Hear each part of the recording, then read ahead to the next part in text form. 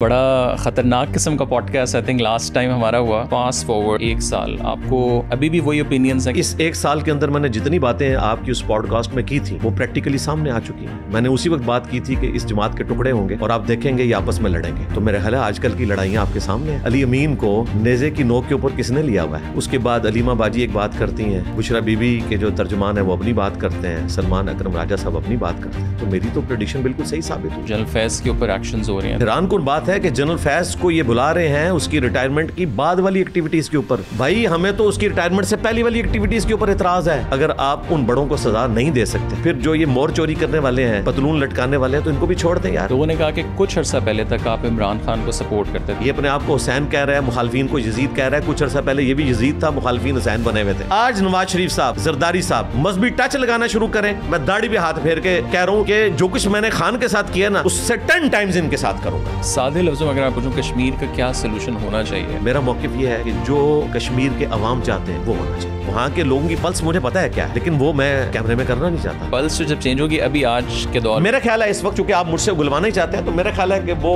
Recently میں ایک general صاحب کے ساتھ بیٹھا, ان سے میں نے پوچھا, میں نے کہا آپ کو لگتا ہے کہ یہ جنگ آنے والے کچھ مہینوں میں یا اگلے 2 سال میں ہم دوبارہ دیکھیں گے؟ انہوں نے کہا کہ 100% ہم دیکھیں گے. میں ڈکے کی چوٹ پہ کہتا ہوں, میں اپنے بیان پہ قائم ہوں کہ مجھے بالکل کوئی امید نہیں تھی کہ پاکستان اپنی کنونشنل وار میں انڈیا سے اس طریقے سے جیت سکتا تھا. مجھے تو بڑی خوشی ہوئی ہے. اگر یہ لمبی ہوتی جنگ تو ہمارے لیے زیادہ بری ہوتی, انڈیا کے لیے بھی بری ہوتی. ظاہر ہے ہم نے تو مرنا ہی تھا, ان کو بھی نہیں چھوڑنا تھا. تو اللہ کا شکر ہے کہ وہ سے وقت انوالو ہوا بیچ میں, یعنی کہ ٹرمپ بڑے جب انوالو ہوتے ہیں تو جنگوں کو روکتے ہیں. تھوڑا سا ایران اور اسرائیل کی جنگ پہ اگر ہم آئیں, اس صدی کے اندر میرے خیال سے اگر کوئی کھڑا ہوا ہے اسرائیل کے سامنے, مطلب کبھی کسی نے امیجن نہیں کیا تھا کہ تل ابیب کے اندر جو ہے وہ میزائلز اور اٹیکس ہوں گے. یہ جنگ اسرائیل نہیں جیتا اور ایران جنگ نہیں ہارا. جتنے ایران نے میزائل پھینکے ہیں اسرائیل کے اوپر, اسرائیل کو آج غزہ بن جانا چاہیے تھا. 95% زیادہ آئرن ڈوم سسٹم نے روکے ہیں. لوگ کہتے ہیں آئرن ڈوم فیل ہوا ہے. آئرن ڈوم فیل نہیں ہوا, آئرن ڈوم A1 گریڈ کے ساتھ پاس ہوا ہے. میں آپ کو ریئلٹی بتا رہا ہوں کہ ہمارے پاس بھی آئرن ڈوم ہونا چاہیے. ہم جو ہے وہ بزرگوں کے ڈوم بناتے رہے ہیں. ایک اور تنقید جو بہت زیادہ لوگ آپ پہ کرتے ہیں کہ اگر فلسطینیوں کو چاہیے کہ وہ کہیں اور چلے جائیں آس پاس ممالک کے اندر, تو پھر جو اسلام ایک ریزسٹنس کا بھی تو سبق دیتا ہے. فلسطینیوں کی جو ہجرت کی بات کی تھی, یہ میری خواہش نہیں تھی. اگر یہ میری خواہش ہوتی تو جب انڈیا نے پاکستان پہ حملہ کیا تھا تو میں نے پاکستان کو تو نہیں کہا کہ آپ ہجرت کر کے افغانستان چلے جائیں. میری تو خواہش ہے کہ امریکہ کے پریزیڈنٹ جو ہیں وہ عمران خان صاحب بن جائیں, پاکستان کے پریزیڈنٹ جو ہیں وہ مولانا فضل الرحمان بن جائیں, اور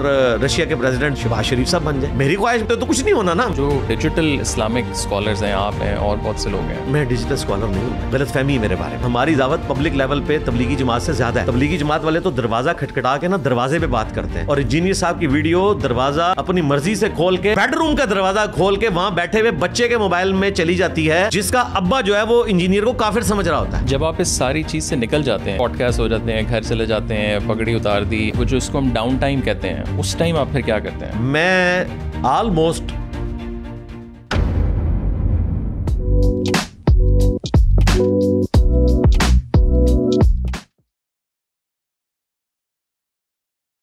علی بھائی, thank you so much for taking the time out. ہم میرے خیال سے 1 سال بعد دوبارہ مل رہے ہیں, اور بڑا خطرناک قسم کا podcast I think last time ہمارا ہوا. I think I was not expecting کہ وہ اتنا وائرل جائے گا, اور اس میں بھی انٹرسٹنگلی کچھ دوستوں نے اس کو 9 مہینے بعد اس کی کلپس نکال کے, کچھ نے ایون, مجھے یاد ہے میں کراچی میں تھا اور 9 یا 10 محرم تھی, اور وہ کلپس نکالے اور مجھے unknown numbers, unknown not the intelligence agencies, like known number, but میں نہیں جانتا تھا, مجھے کالیں آنا شروع ہو گئیں کہ طلحہ تو بتا تو ہے کدھر ابھی. اب مجھے سمجھ نہیں آئی کہ وہ پی ٹی آئی کال کر رہا ہے, وہ انٹیلیجنس ایجنسیز نہیں کر رہی, وہ میں نے وہاں سے پتہ بھی کروایا, یا وہ آئی ڈونٹ نو TLP کر رہا ہے. تو آپ کو کس طرح کا فیڈ بیک آیا؟ اور اس کے بعد آئی تھنک آپ کے ساتھ بھی یہی ہوا کہ عمران ریاض اور لوگوں نے, not naming any specific, but ایک انٹرنیٹ کی دنیا میں جو ہے وہ کلپس نکال کے اس کے اوپر بہت زیادہ بحث ہوئی. تو آپ اس پوری پوڈ کاسٹ, بیکاز آپ تو مہینے میں بہت زیادہ ظاہر ہے گفتگو کر رہے ہوتے ہیں باہر کے لوگوں سے, بٹ اگر اس کانورسیشن کو ہم سمرائز کریں تو آپ کیسے دیکھتے ہیں؟ لا حول ولا قوة الا باللہ. اللہم صلی علی محمد وعلی آل محمد. رب اشرح لی صدری ویسر لی امری واحلل عقدۃ من لسانی یفقہوا قولی. طلحہ بھائی, آپ کو ونس اگین جیلم اکیڈمی میں ویلکم ہے. 1 سال ہو گیا, وہ جولائی 2024 تھا اور آج جولائی 2025 ہے. رہا معاملہ فیڈ بیک کا, تو بہت اچھا فیڈ بیک ہے, مجھے تو کوئی فرق نہیں پڑتا.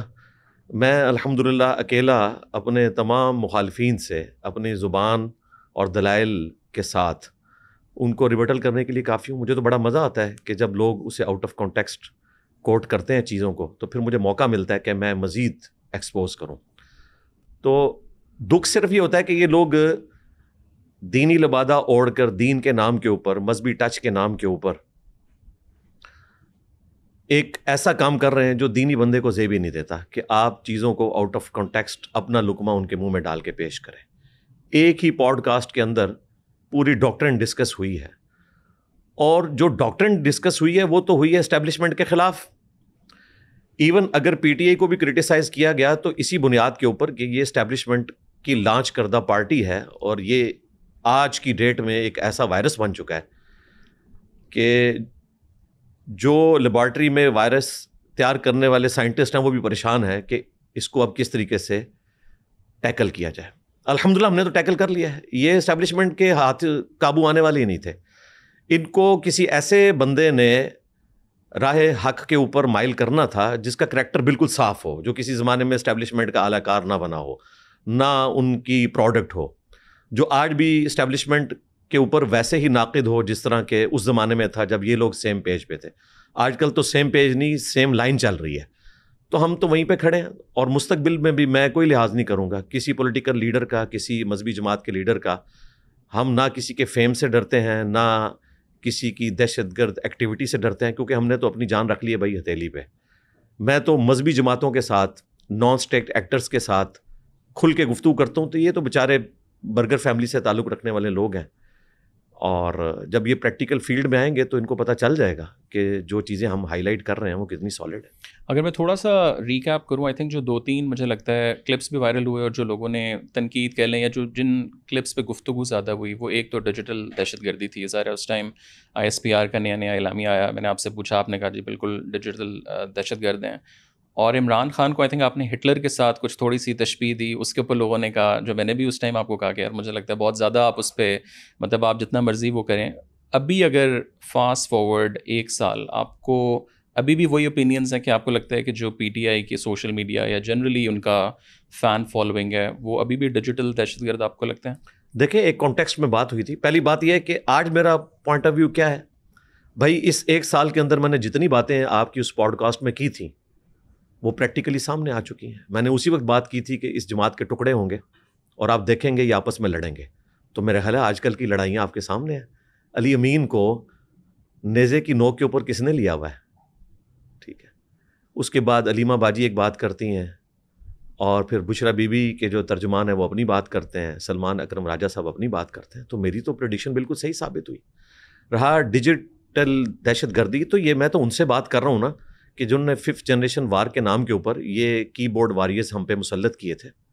تو ہم یہ سمجھتے ہیں کہ اس زمانے میں PTI کے ٹرولز کو جنہوں نے بھرتی کیا, آصف غفور صاحب ہوں یا اس سے پہلے عاصم باجوہ صاحب ہوں, وہ سب کے سب مجرم ہیں اس مسئلے میں. میں ذاتی طور پہ ان سے ایک اچھے مراسم رکھتا ہوں, آصف غفور صاحب سے, ظاہر ہے دین کے حوالے سے, لیکن جو ان کے ادارے نے ان کو اس وقت یوز کیا اور وہ یوز ہوئے, تو اس کی ہیٹ تو ہم فیل کر رہے ہیں. تو میں تو بالکل اپنے پوائنٹ آف ویو پہ قائم ہوں کہ جو کچھ انہوں نے بویا تھا آج ان کو کاٹنا پڑ رہا ہے. ان سے مراد ہے اسٹیبلشمنٹ. ان کو تو ہم کچھ سمجھتے ہی نہیں ہے بھائی, ان کے بڑوں سے بات کر رہے ہیں. اسٹیبلشمنٹ نے یہ سب کچھ کیا. لیکن پھر آپ کو لگتا نہیں ہے کہ اگر وہ ذمہ دار تھے تو جس طرح جنرل فیض کے اوپر ایکشنز ہو رہے ہیں تو کسی حد تک ان لوگوں کو بھی پھر بلانا چاہیے کہ بھائی ذرا ایکسپلین کریں کہ یہ آپ لوگوں نے کیا کیا؟ جی میری تو ڈیمانڈ ہے کہ سب کو بلانا چاہیے. اور حیران کن بات ہے کہ جنرل فیض کو یہ بلا رہے ہیں اس کی ریٹائرمنٹ کی بعد والی ایکٹیویٹیز کے اوپر. بھائی ہمیں تو اس کی ریٹائرمنٹ سے پہلی والی ایکٹیویٹیز کے اوپر اعتراض ہے جو ایز اے ادارہ آپ لوگوں نے ہم پہ مسلط کیے تھے. یہ آپ نے ہماری جنریشن کو برباد کر کے رکھ دیا. مذہب کے نام کے اوپر ان کے اوپر ایسے سیاسی رہنما کو آپ نے مسلط کیا ہے کہ جس کے قول و فعل کے اندر تضاد موجود ہے. پولیٹیکل پوائنٹ آف ویو سے میں اس وقت کرٹیسزم کر رہا ہوں, اس کی ذات پہ نہیں کر رہا, اس کا اور اس کے رب کا معاملہ ہے. وہ پچھلی دفعہ بھی انہوں نے کاٹ لیا تھا, حالانکہ میں اس کے پولیٹیکل اس چیز کی بات کر رہا تھا. مذہب پہ بھی بات کریں تو اس لیے کرتے ہیں کہ یہ مذہب کا لبادہ اوڑھتے ہیں. یہ بلاول بھٹو کی طرح سیکولر ہو جائے نا تو ہم انہیں مذہب کا کبھی تانا نہیں دیں گے. یہ مذہب کو یوز کرتے ہیں اور اسے مذہبی ٹچ کا نام دے کے اور امت کو ورگلانے کی کوشش کرتے ہیں. تو چونکہ ینگ جنریشن ہماری بات سنتی ہے, ہم نہیں چاہتے کہ ہمارے اسٹوڈنٹس جو ہیں وہ مذہبی یا سیاسی جماعتوں کے لیڈرز کے ہاتھوں ورگلائے جائیں. کہ جو انہیں خوابوں کی دنیا میں رکھ رہے ہیں. تو اس لیے میں اپنا مذہبی فریضہ اس کو سمجھتا ہوں کہ جو چیز غلط ہے اسے غلط کہوں. رہا جنرل فیض کی جو آپ نے بات کی ہے، تو بھائی ابھی تک تو اس کے لیے کوئی سزا تو انہوں نے اناؤنس نہیں کی ہے. ابھی تک تو وہ کیسز چل ہی رہے ہیں، حالانکہ بالکل سامنے چیزیں ان کے سامنے موجود تھی. تو صرف اس کے اوپر نہیں، جتنے لوگ اس میں انوالو تھے ان کے اوپر کریں. اور اس سے اگلی بات، اگر آپ ان بڑوں کو سزا نہیں دے سکتے، جو میرا پہلے کا موقف ہے، پھر جو یہ مور چوری کرنے والے ہیں، پتلون لٹکانے والے ہیں، تو ان کو بھی چھوڑ دیں یار، یہ آپ کی پروڈکٹ تھے. ہمارا موقف یہ ہے. اور جب آپ بڑے کہتے ہیں اس میں عمران خان بھی ہیں، جنرل فیض بھی ہیں، جنرل باجوہ بھی ہیں، دونوں سائڈوں کے بڑے. جی سارے بڑے شامل ہیں بالکل. اور اگر اس چیپٹر کو کلوز کرنا ہے تو صرف یہ کہہ کے نہیں کہ ہم نے دونوں طرف کو معاف کیا. نہیں، یہ قوم سے معافی مانگیں گے آ کے، یہ جرنیل بھی معافی مانگیں گے، یہ مہاتما بھی معافی مانگے گا جو آج نظریاتی ہوا ہے اندر جا کے. یہ بتائے گا کہ اس نے کیا کچھ کیا ہے 2014 سے لے کے آج تک. ایاز میر صاحب کا کالم آ گیا نا، تازہ پڑھ لیا نا آپ نے.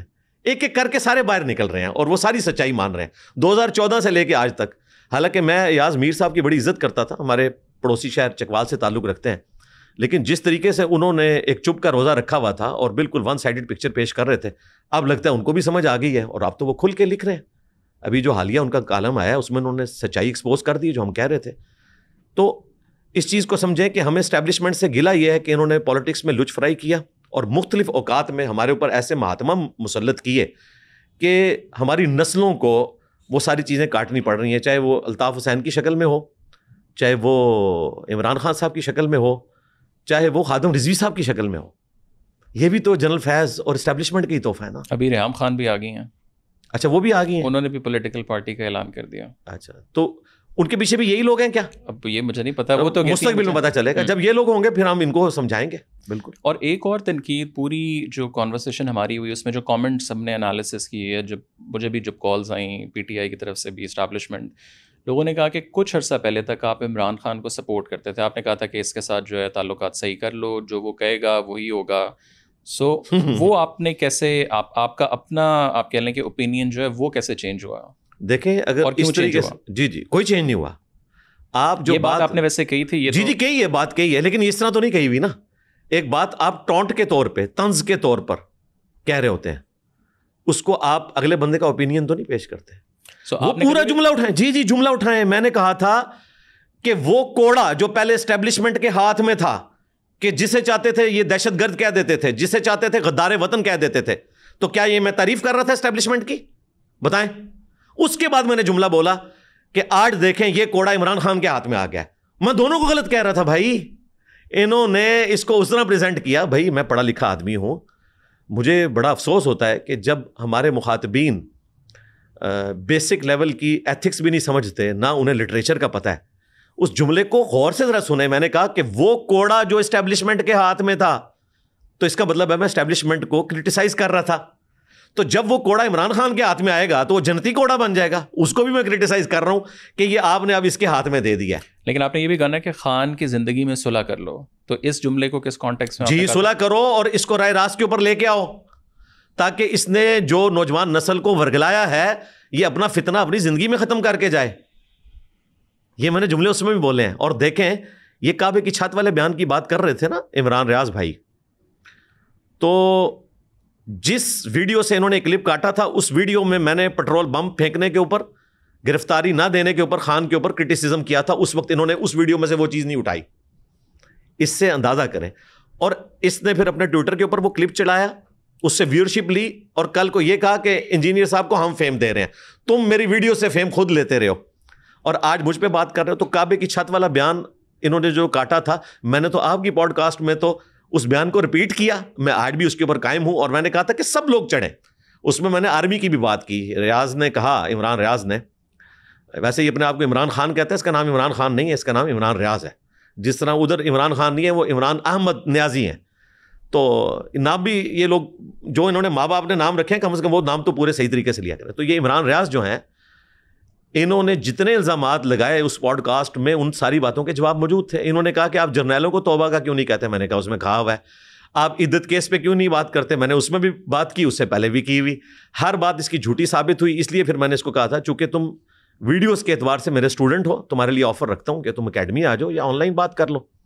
تو آن لائن بات کے لیے تو وہ تیار نہیں ہوئے، لیکن انہوں نے وعدہ کیا ویڈیو میں کہ میں اکیڈمی آؤں گا اور بیٹھ کے بات کریں گے. تو ہم تو تیار بیٹھے ہیں کہ بھائی جو آپ نے رمضان المبارک میں شیطان قید ہوا اور آپ نے اس کے مشن کو آگے چلانے کے لیے کہ تاکہ 1 مہینے کی کمی محسوس نہ ہو، ایگزیکٹلی اس وقت آپ نے آ کے یہ ویڈیو ریکارڈ کروائی اور اس کی ہیٹ اب قبر تک آپ کے ساتھ جائے گی، کیونکہ ہر چیز آپ نے جھوٹ بولی.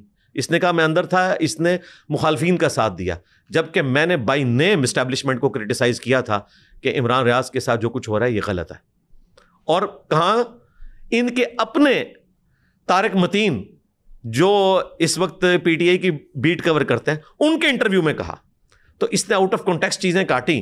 بیسیکلی یہ چاہ رہا تھا کہ میں کسی طریقے سے انجینئر صاحب کے فیم کے ذریعے اپنی بات پبلک میں رکھوں، چونکہ انجینئر صاحب کی بات سنی جاتی ہے اور انجینئر صاحب جو ہماری محبوب جماعت کی غلطیوں کو ہائی لائٹ کر رہے ہیں، تو ہم اس کو اسی طریقے سے ڈیفیم کرنے کی کوشش کریں. تو وہ اس نے کوشش کی تو ناکام ہوا. لیکن آپ کو لگتا نہیں یہ ذرا بہت زیادہ ہی ہو گیا تھا؟ بے شک ان کی غلطی تھی، آپ کی تھی، آپ نے پہلے ان کی طرف سے اوبیسلی ولاگ آیا، پھر آپ نے کیا، پھر آفتاب صاحب نے کر لیا، پھر 10 اور لوگوں نے. تو ایک عجیب ہی مطلب unnecessary. میں نے ایک بات کی نا، جب میری ہر بات کانٹیکسٹ کے ساتھ پوری موجود ہے اور جو الزامات انہوں نے لگائے وہ ویسے نہیں تھے، تو اس کے اوپر جب یہ جھوٹ بولیں گے تو میرا تو کام ہے میں اسے ایکسپوز کروں گا کہ تم نے 5 الزامات لگائے ہیں اس ویڈیو کے اندر. میں نے 5 کا پوسٹ مارٹم کیا. اس کے بعد میں نے 12 پوائنٹس بتائے کہ حلال دھرنا کیا ہوتا ہے، حرام دھرنا کیا ہوتا ہے، حلال بھگوڑا کیا ہوتا ہے، حرام بھگوڑا کیا ہوتا ہے، حلال ڈیجیٹل دہشت گردی کیا ہوتی ہے اور حرام ڈیجیٹل دہشت گردی کیا ہوتی ہے، یعنی کہ 5th جنریشن وار. تو میں نے یہ 12 پوائنٹس رکھے. تو اس کے جواب میں عمران ریاض نے کہا کہ جی یہ تو پی ٹی آئی جواب دے گی، تو تم ان کے اسپوکس مین کیوں بنے ہوئے ہو؟ تمہیں کیوں تکلیف ہوتی ہے اپنے مہاتما کی؟ تم صحافی بنو نا. نہیں، وہ کبھی کلیم نہیں کرتے کہ میں پی ٹی آئی کا ہوں. وہ یار چھوڑ دیں، کلیم کون کرتا ہے بھائی؟ کلیم جو لوگ کام کر رہے ہوتے ہیں، آج تک کسی نے کلیم کر کے کیا؟ جو اسٹیبلشمنٹ کے اعلی کار بن کے ٹی وی کے اوپر ہمیں بھاشن دے رہے ہوتے ہیں، وہ کیا کہتے ہیں؟ ہم ان کے اسپوکس مین ہیں. کلیم تو نہیں وہ کرتے، ان کی باتیں بتاتی ہیں نا کہ 1 سائیڈڈ وہ پکچر پیش کر رہے ہوتے ہیں. آج کسی کے اندر اخلاقی جرت ہے کہ وہ کمپیئر کروائے کہ عمران خان صاحب کے زمانے میں جو پنجاب کی گورنمنٹ تھی وہ کیا تھی اور آج کی پنجاب کی گورنمنٹ کیا ہے، کمپیریزن کروائے نا، حق بات کرے. اور میں آپ کو بتاؤں کئی ایسے ان کی بیٹ کور کرنے والے ہیں نجی محفلوں میں، وہ وہی باتیں کرتے ہیں جو میں کیمرے میں کرتا ہوں. کہتے ہیں جی وہ پھر جو ہے نا ویوز کا مسئلہ ہوتا ہے. مجھے تو ویوز کا مسئلہ ہی نہیں ہے، کیونکہ ہم تو ایک تحریک کو لے کے چل رہے ہیں. انہوں نے تو نام تحریک رکھا ہوا ہے نا، ہم واقعی تحریک کو لے کے چل رہے ہیں. اور ہماری لیگیسی پولیٹیکل لیگیسی نہیں ہے کہ لیڈر کے ساتھ ہی ختم ہو جائے گی. یہ لیگیسی رسول اللہ کی لیگیسی ہے صلی اللہ علیہ وآلہ وسلم، جو ختم نبوت کی برکت سے ہم آگے لے کے چل رہے ہیں.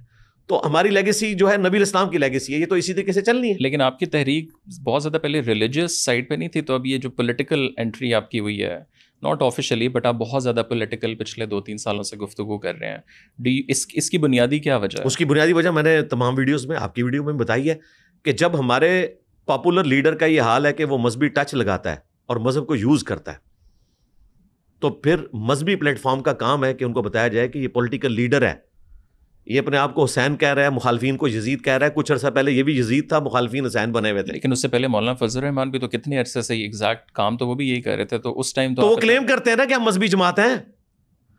یہ بھی اپنی جماعت کا نام تبدیل کریں اور ایک فرقے کو جوائن کر کے ان کی مذہبی جماعت بنا لیں.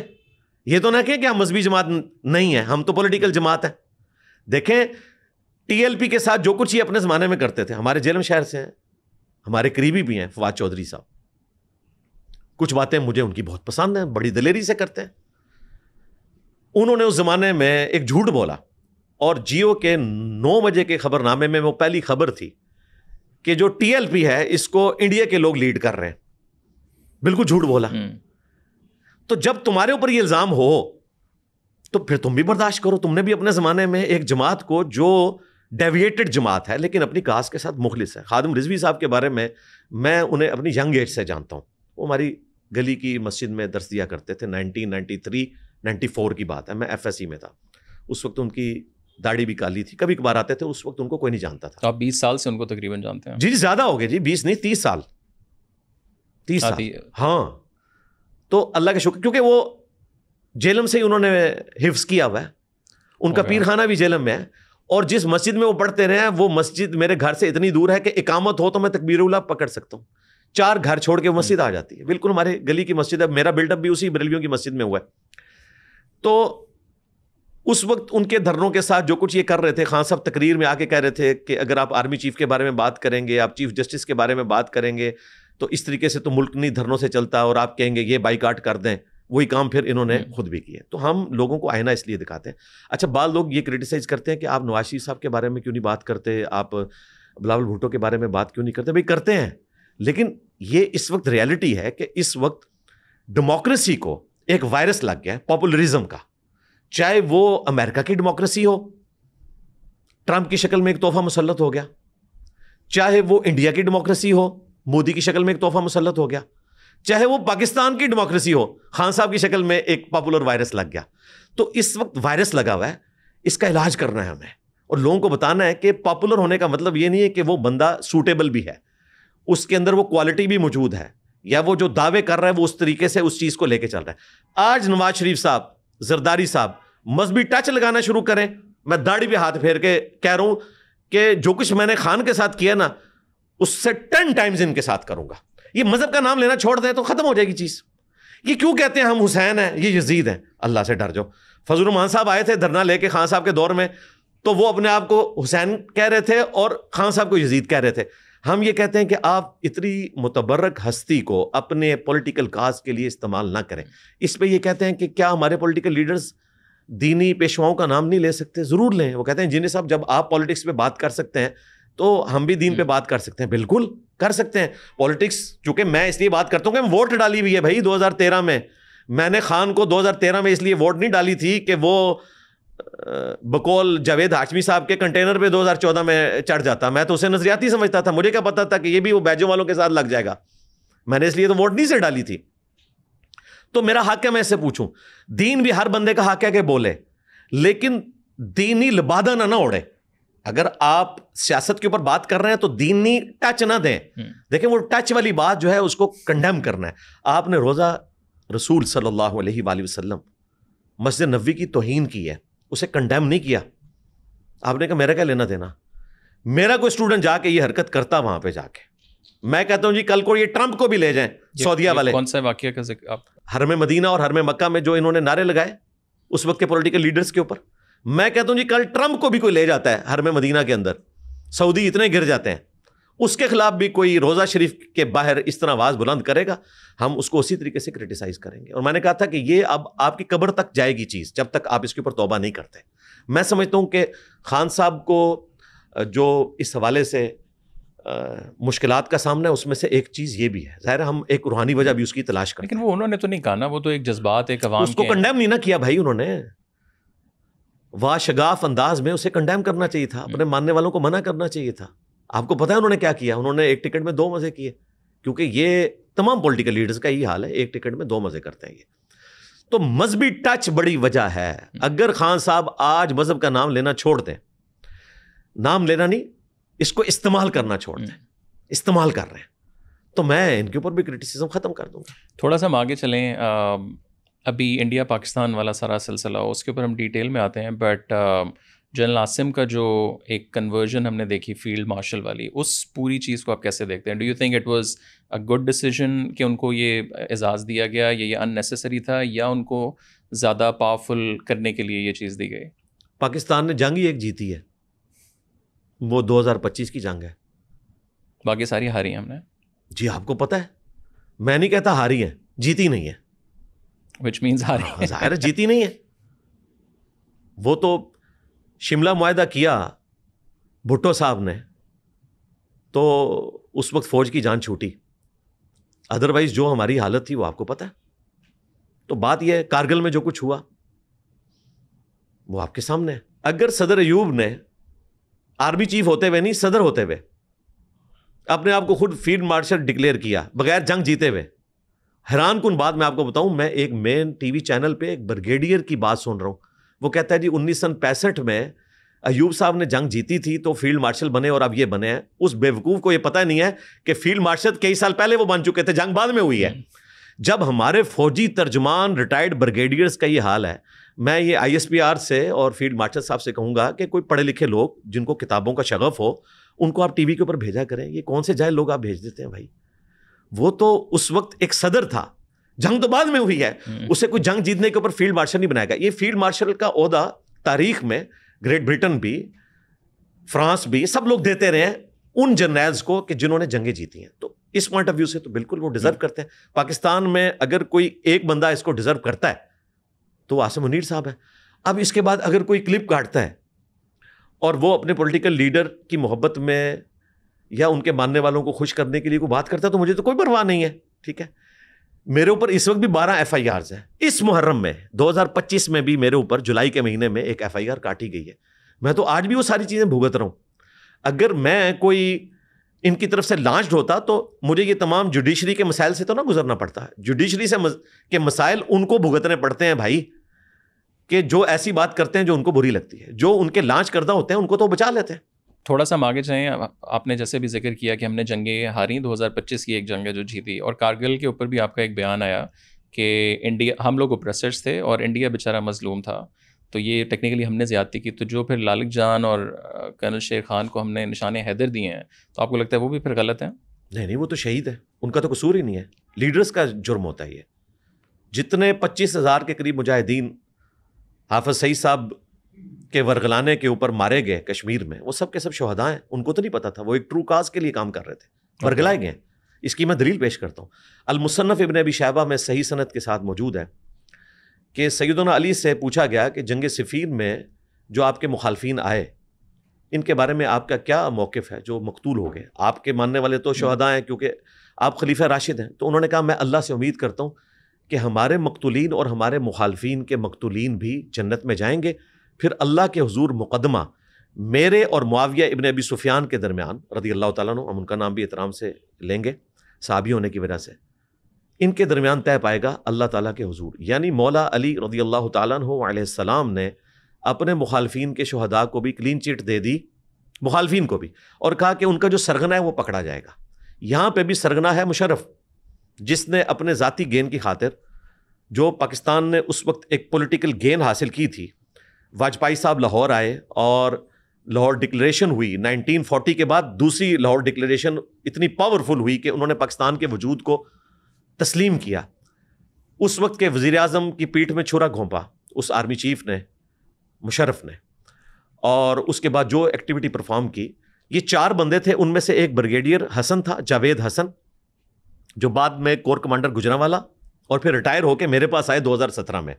اور میں نے ان سے جب ڈسکشن کی, وہ کوئی پالیٹکس اور اسلام اس کے اوپر کوئی کتاب لکھ رہے تھے, تو مجھ سے رہنمائی کے لیے وہ آئے تھے. تو گفتگو میں نے کہا کہ آپ لوگ ریٹائر ہو کے نظریاتی ہو جاتے ہیں, آج تو آپ بڑی ڈیموکریٹک باتیں کر رہے ہیں. تو پھر وہ ہنس پڑے, اور انہوں نے مجھے خود بتایا کہ بھائی وہ 4 بندے جو تھے نا, ان میں ایک بریگیڈیئر بھی تھا, وہ میں تھا اس زمانے میں, جنہوں نے یہ سب کچھ کارگل کیا. تو میں نے کہا آج کہتے ہیں غلط تھا, نہیں کرنا چاہیے. انہوں نے مانا ہے. جی مانا, کیوں نہیں مانا. ٹھیک ہے, تو پھر میں نے ان کو کہا آپ ریٹائر ہو کے نظریاتی ہو جاتے ہیں. پھر میں نے ان کو بولا دیکھیں, اس کے اوپر جواب انہوں نے کیا دیا؟ جی ظاہر ہے وہ ہنسے, مانے, وہ تو میری طرح ہو چکے ہیں, آپ ڈیموکریٹک ہو چکے ہیں.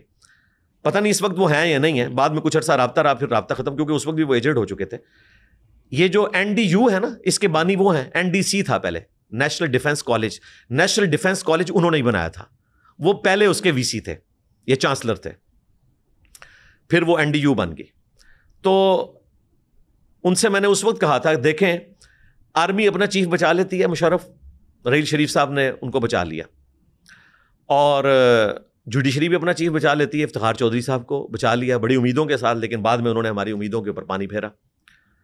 لیکن عوام اپنا چیف نہیں بچا سکتی. ان دنوں نواز شریف صاحب تختہ مشق بنے ہوئے تھے پاناما میں, تو میں نے کہا نواز شریف صاحب نہیں بچیں گے, کیونکہ نہ یہ جوڈیشری کے چیف ہیں, نہ یہ جو ہے وہ آرمی کے چیف ہیں, یہ عوام کے چیف ہیں, ان کو رگڑا لگ جائے گا. اور ہمیشہ عوام کے چیف کے ساتھ یہی ہوتا ہے. PDM نے جو کچھ کیا خان صاحب کے ساتھ, یہ وہی کچھ کیا جو ثاقب نثار نے نواز شریف صاحب کے ساتھ کیا.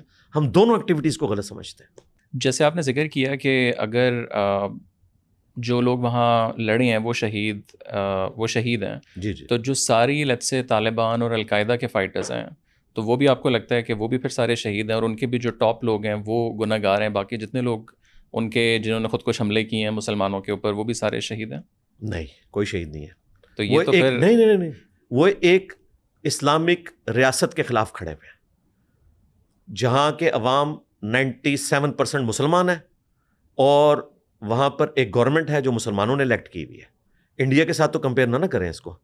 انڈیا کی گورنمنٹ کچھ عرصے سے وہ ہے جو مسلمانوں کے اوپر ظلم ڈھا رہی ہے. گجرات کا بچر ہے جو اس وقت ان کا وزیر اعظم ہے. کئی ملکوں میں جانے پر پابندی تھی مودی کے اوپر. یہ وہ شخص ہے. تو اس کا کمپیریزن نہ کریں. اسلامک گورنمنٹ کے اعتبار سے آپ اس کا کمپیریزن کرنا ہے نا تو آپ یہ سمجھیں کہ سیدنا علی کی خلافت میں جو ان کے مخالفین کھڑے ہوئے تھے نا, جنگ صفین میں, جنگ جمل میں, نہروان میں, اس میں جو جنگ نہروان تھی خوارج والی, وہ سٹیٹس آج ٹی ٹی پی اور بی ایل اے کا ہے. اب یہ آپ نے نہیں کہنا کہ موجودہ حکمران جو ہیں وہ حضرت علی ہو گئے ہیں. اور بھائی موجودہ جو حکمران ہے, ہم اسلامک اسٹیٹ کے پوائنٹ آف ویو سے بات کر رہے ہیں, اسلامک ریپبلک آف پاکستان. بے شک وہ تھوڑی سیکولر بھی ہے جی, ظاہر ہے. اور بعض اعتبار سے خلفائے راشدین کے بعد جو حکومتیں آئی ہیں, بنو امیہ, بنو عباس, سلطنت عثمانیہ, ان سے بہتر ہے ہماری پاکستان کی ڈیموکریسی. جی, فریڈم آف ایکسپریشن ہے بھائی. بنو امیہ کے دور میں تو قتل ہو جاتا تھا بندہ. آج وزیر اعظم کو گالیاں نکال کے صحافی سوتے ہیں, کو قتل ہوتا ہے؟ مجھے بتائیں. لیکن یہاں بھی ڈالے پہنچ جاتے ہیں. کیا ہوتا ہے؟ قتل ہوتے ہیں, ان کے خاندان غائب ہو جاتے ہیں. کیا ہوتا ہے؟ کچھ بھی نہیں ہوتا. ظلم تو ہے, یہ تو نہیں. میرے بھائی ظلم ہوتا ہے بالکل, لیکن میں آپ کو بتا رہا ہوں, ایک ہے کہ آپ کی پوری نسل ختم کر دی جائے. مجھے بتائیں جو حرکتیں یہاں کے صحافیوں نے کی تھیں, ان کی تو تکا بوٹی کر دیتے اگر بنو امیہ بنو عباس ہوتے. عمران ریاض باہر بھاگ جاتا اگر بنو امیہ کی حکومت ہوتی. معید پیرزادہ پوری زندگی کھا کھا کے اسٹیبلشمنٹ کا باہر بیٹھا ہوتا, آج بنو امیہ کی یا بنو عباس کی حکومت ہوتی. یہ تو بہت, ان کے اعتبار سے دیکھا جائے تو بہت نارمل لوگ ہیں, کو ایگزسٹ کر رہے ہیں. مطیع اللہ جان, اسد علی طور, کیا وہ جا کے ریاست کے اعتبار سے جو ایک ڈیسیژن آیا اس کے خلاف کورٹ سے اپنے حق میں ڈیسیژن لے لیتے ہیں اگر بنو امیہ یا بنو عباس ہوتے؟ وہاں تو چیف جسٹس بھی ان کی جیب میں ہوتا تھا. آج ان کے چینلز چل رہے ہیں نا, ہم بھی کہہ رہے ہیں چلنے چاہیے. جو غلط چیزیں ان کو ہائی لائٹ کریں اور ایک تھرو پراپر چینل جو ایک طریقہ ہے اسے اڈاپٹ کر کے اس کے بعد آپ کوئی سزا سنانی ہے تو سنائیں. اس طریقے سے کسی کا چینل بین کرنا, میں کہتا ہوں ایون عمران ریاض کا کیوں نہ ہو, آپ اس کے اوپر مقدمہ قائم کریں, جوڈیشری میں ثابت کریں, اس کے بعد جو سزا بنتی ہے ضرور دیں. لیکن اس طریقے سے ایک بندہ بیٹھ کے ڈیسائیڈ کرے ایف آئی اے میں بیٹھ کے کوئی کہ جو اوپر سے آرڈر آیا تو ہم اس کے حق میں بالکل نہیں. تھوڑا سا انڈیا پاکستان کے اوپر ہیں ابھی حالات ہوئے. ابھی ریسنٹلی میں ایک جنرل صاحب کے ساتھ بیٹھا ہوا, ان سے میں نے پوچھا کہ ساتھ آپ اسٹیبلشمنٹ کے بندے نہیں, بٹ وہ ریٹائرڈ تھے. اچھا ریٹائرڈ, ہاں, مطلب ورنہ تو حاضر سروس تو اٹس امپاسبل. بٹ ان سے میں نے پوچھا, میں نے کہا آپ کو لگتا ہے کہ یہ جنگ آنے والے کچھ مہینوں میں یا اگلے 2 سال میں ہم دوبارہ دیکھیں گے؟ انہوں نے کہا کہ 100% ہم دیکھیں گے, اور میرے پاس کریڈیبل انفارمیشن ہے. یہ میں آپ کو ویسے ہوا میں نہیں کہہ رہا ہوں. اس کا پھر حل کیا ہے آپ کے خیال سے آگے؟ ڈو یو تھنک کہ پاکستان انڈیا کو مل کے بارڈرس کھولنے چاہیے, ایک کو ایگزسٹنس اس میں آ جائے جیسے نواز شریف صاحب پہلے کرنے جا رہے تھے, یا ڈو یو تھنک کہ ہمیں اگین وہی کہ بس کشمیر کو ایک ہم رکھیں سینٹر پوائنٹ اور اس کے آس پاس ہم بھی کھیلتے رہیں, وہ بھی کھیلتے رہیں, اور آپس میں اسی طرح آن اینڈ آف جھڑپیں, چھوٹی منی جنگیں ہوتی رہیں گی؟ میرا خیال ہے نواز شریف صاحب کا جو نیریٹو تھا وہ بالکل درست تھا, جس کو ڈان لیگ بنا کے انہیں فارغ کیا گیا, اور بعد میں باجوہ صاحب نے اسی کی بنیاد کے اوپر ہی اپنے معاملات لے کے چلے نا. کرتارپور بارڈر جو ہے کھولا باجوہ صاحب نے اور خان صاحب نے مل کے. یہی بات نواز شریف صاحب کر رہے تھے تو غدار وطن تھے, اور پھر عمران خان صاحب نے اپنی پہلی تقریر میں کہا تھا کہ ہم ان کے ساتھ تجارت بھی کریں گے, کو ایگزسٹ کریں گے. تو یہ نیریٹو بالکل درست ہے, جنگوں سے کچھ نہیں نکلنا. 1/4 آف ورلڈ رہ رہا ہے یہاں پہ, پاکستان, انڈیا, بنگلہ دیش کو ملائے. تو ان کو آپ نے پاورٹی سرکل سے نکالنا ہے, جس طرح چائنا نے 30 سالوں میں 80% سے زیادہ لوگوں کو پاورٹی سرکل سے باہر نکالا ہے. تو ہم تو جنگوں کے حق میں نہیں ہیں. اور یہ جو میرا موقف ہے یہ سیکولرز والا نہیں ہے, یہ ریلیجس موقف ہے. یہ جہادی تنظیمیں لوگوں کو ورگلاتی ہیں کہ جس طرح اسلام چاہتا ہے کہ دنیا میں جنگ ہو, قرآن تو جنگوں کی مخالفت کرتا ہے. ایز اے لاسٹ ریزارٹ جس طرح آپریشن کیا جاتا ہے نا, یہ جنگ وہ ہوتی ہے. ادروائز اسلام جنگ کو پسند نہیں کرتا. قرآن پاک میں اللہ تعالیٰ سورہ فتح میں فرماتا ہے کہ اللہ تعالیٰ نے قریش مکہ کے ہاتھ تم سے روک کے رکھے. جب تم مکے میں تھے 125 تھے نا, کچل کے رکھ دیتے, اللہ نے روک کے رکھے, اور اب تمہارے ہاتھ ان سے روک کے رکھے ہوئے. بخاری مسلم میں حدیث ہے کہ کبھی بھی دشمن سے ملنے کی تمنا نہ کرو جنگ میں, اور جب ایز اے لاسٹ ریزارٹ کبھی جنگ ہو پھر ثابت قدم رہنا, اور یاد رکھنا کہ جنت تلواروں کے سائے کے نیچے ہے. یہ آخری ٹکڑا اٹھا کے تو جہادی تنظیمیں عام کرتی ہیں, حالانکہ نیریٹو بالکل ڈیفرنٹ تھا کہ جنگ کی تمنا نہیں کرنی. دنیا اللہ نے اس لیے تو نہیں بنائی کہ جنگیں ہوتی رہیں اور دنیا ختم. اللہ نے تو خاندانی نظام بنایا ہے کہ میاں بیوی بچے ہوں, نسل انسانی چلے, اور وما خلقت الجن والانس الا لیعبدون. عبادت کے لیے پیدا کیا. اس میں سے جہاد ایک چیز ہے ایز اے لاسٹ ریزارٹ. جس طرح اللہ تعالیٰ نے مسلمانوں کے ذریعے رومنس اور پرشینس کا خاتمہ کیا کیونکہ انہوں نے ایک مذہبی جبر قائم کیا ہوا تھا. تو اس کی حکمت بالکل ڈفرینٹ ہے. یہ جو آج کل جہاد ہو رہا ہے جس میں سنی شیعہ کو قتل کر رہا ہے, جس میں طالبان امریکہ کی جگہ آ کے بیٹھ گئے ہیں اور طالبان کی جگہ آ کے داعش بیٹھ گئی ہے, دونوں سنی ہیں, ایک اہل حدیث سنی ایک دیوبندی سنی آپس میں لڑ رہے ہیں, یہ کون سا جہاد ہے بھائی؟ یہ تو فساد ہے, اس کو ہم جہاد نہیں مانتے. لیکن اگر ہم یہ والی گفتگو لیٹس سے پاپولر نیریٹو بننا شروع ہو کہ ہمیں آپس میں ملنا چاہیے وہ سارا, تو وہ لوگ کہیں گے کہ جو فوج کا پھر بجٹ ہے, فوج تو ہماری کھیلتی ہی ان چیزوں کے اوپر ہے کہ جی بجٹ زیادہ کرتے رہیں, انڈیا کا خطرہ ہے, تو جو فوج کی پھر ایک آپ کہہ لیں پاور ہے وہ بھی تو ظاہر کم ہوگی, ناٹ جسٹ ادھر بھی کم ہوگی. یہ مت ہے. مجھے بتائیں فوج کب چاہے گی کہ پاکستان میں انتشار ہو؟ امن ہوگا تو پاکستان کمائے گا تو فوج کے منہ میں ڈالے گا نا. یا فوج آپ کو پوری زندگی IMF سے اور سعودی عرب سے قرضے لے کے دیتی رہے گی؟ یہ ذہن میں رکھیں, یہ غلط ایک پکچر ان کی پیش کی جاتی ہے. میں سب سے زیادہ کرٹک ہوں فوج کا. میں سمجھتا ہوں, میں آج پھر کہہ رہا ہوں, اس پوڈ کاسٹ میں بھی کہا تھا کہ پاکستان کی تباہی کی سب سے بڑی اگر کوئی وجہ ہے نا تو ہماری اسٹیبلشمنٹ ہے. اس کے باوجود میں کہتا ہوں کہ پاکستان کی سروائیول کے لیے سب سے زیادہ ضروری چیز ہمارے لیے فوج ہے. اس کی وجہ ہے کہ ہم سیکیورٹی اسٹیٹ ہیں. ہمیں پیدائشی ایک مرض لگ گیا ہے کہ ہم نے انڈیا سے جب آزادی حاصل کی برٹش امپائر سے, اور انڈیا 2 ٹکڑوں میں بٹ گیا, ہندوستان اور پاکستان, تو کشمیر کی شکل میں وہ ایک زخم چھوڑ گئے. اس کی وجہ سے ہم آپس میں لڑتے رہے, اور پھر پیچھے مسلمانوں نے مائنورٹی ہونے کے باوجود رول کیا تھا انڈیا کے اوپر. اس لیے دیکھیں کہ جب بنگلہ دیش بنا تو اس وقت اندرا گاندھی نے کیا کہا تھا کہ آج ہم نے 2 قومی نظریے کو جو ہے وہ سمندر میں غرق کر دیا ہے, انڈین اوشن میں پھینک دیا ہے. تو ان کے دماغ میں وہ چیزیں تھیں. تو ان ساری چیزوں کے ہوتے ہوئے ہم سیکیورٹی اسٹیٹ ہیں. ہم نے ایٹم بم کبھی بھی حاصل نہیں کرنا تھا. آج میں ایک نئی بات آپ کے کیمرے میں کرتا ہوں, لوگوں کو بری لگے گی لیکن یہ ریالٹی ہے. یہ بھی گورے کا کمال ہے کہ ہم نے ایٹم بم حاصل کر لیا. آپ کو لگتا ہے یہ گورے نے؟ جی 100% میں ثابت کرتا ہوں. ڈاکٹر عبد القدیر کا جناب وہ تو ہے کنٹریبیوشن.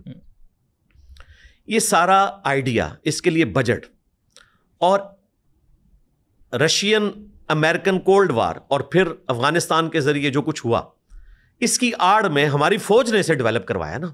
ایسا ہی ہے نا. یہ ہماری فوج نہیں تھی, یہ گریٹ برٹن کی فوج ہے. آج بھی آپ جیلم کی چھاونی میں جائیں نا تو لکھا ہوگا 1806 میں پہلی بٹالین یہاں آئی. یہ اتنی آرگنائزڈ گریٹ برٹن کی فوج تھی جس کا کچھ حصہ ہمیں ملا اور کچھ انڈیا کو ملا. اگر یہ اتنی پروفیشنل فوج نہ ہوتی گریٹ برٹن کی, تو پاکستان کی فوج کے اندر ہماری آؤٹ پٹ یہ ہے کہ ہم آج تک ایک پولیٹیکل لیڈر صحیح طریقے سے پیدا نہیں کر سکے, کوئی مذہبی پیشوا نہیں پیدا کر سکے. اگر ہے تو انڈیویجول ٹیلنٹ تھا مودودی صاحب کا, وہ انڈیویجول ٹیلنٹ ہے. اس سسٹم کے آؤٹ پٹ نہیں تھے مودودی صاحب.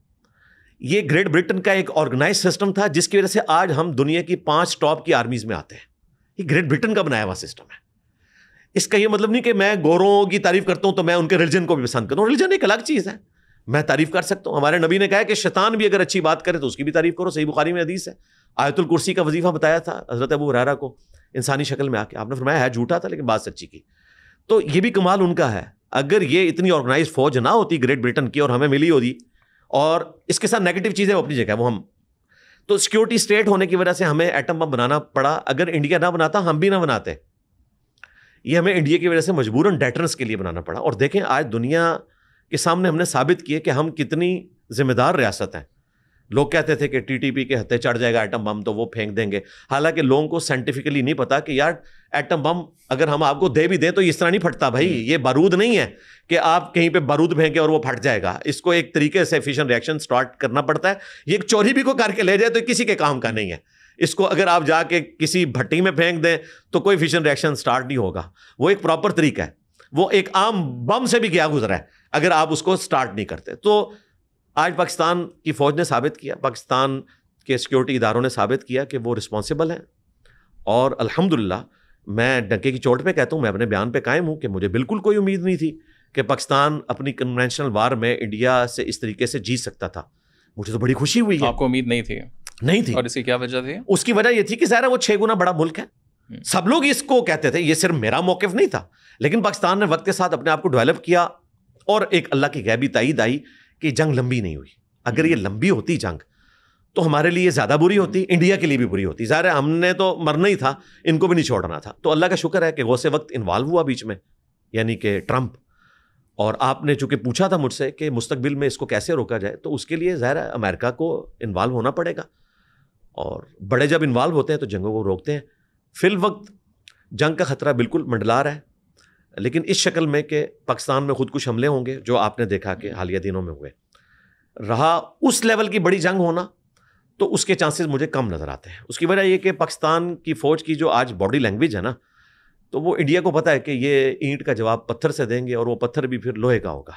اور اس پوری چیز میں جو کشمیر کا جیسے ہم نے ذکر کیا, بیکاز کور تو وہ از دا مین ایشو.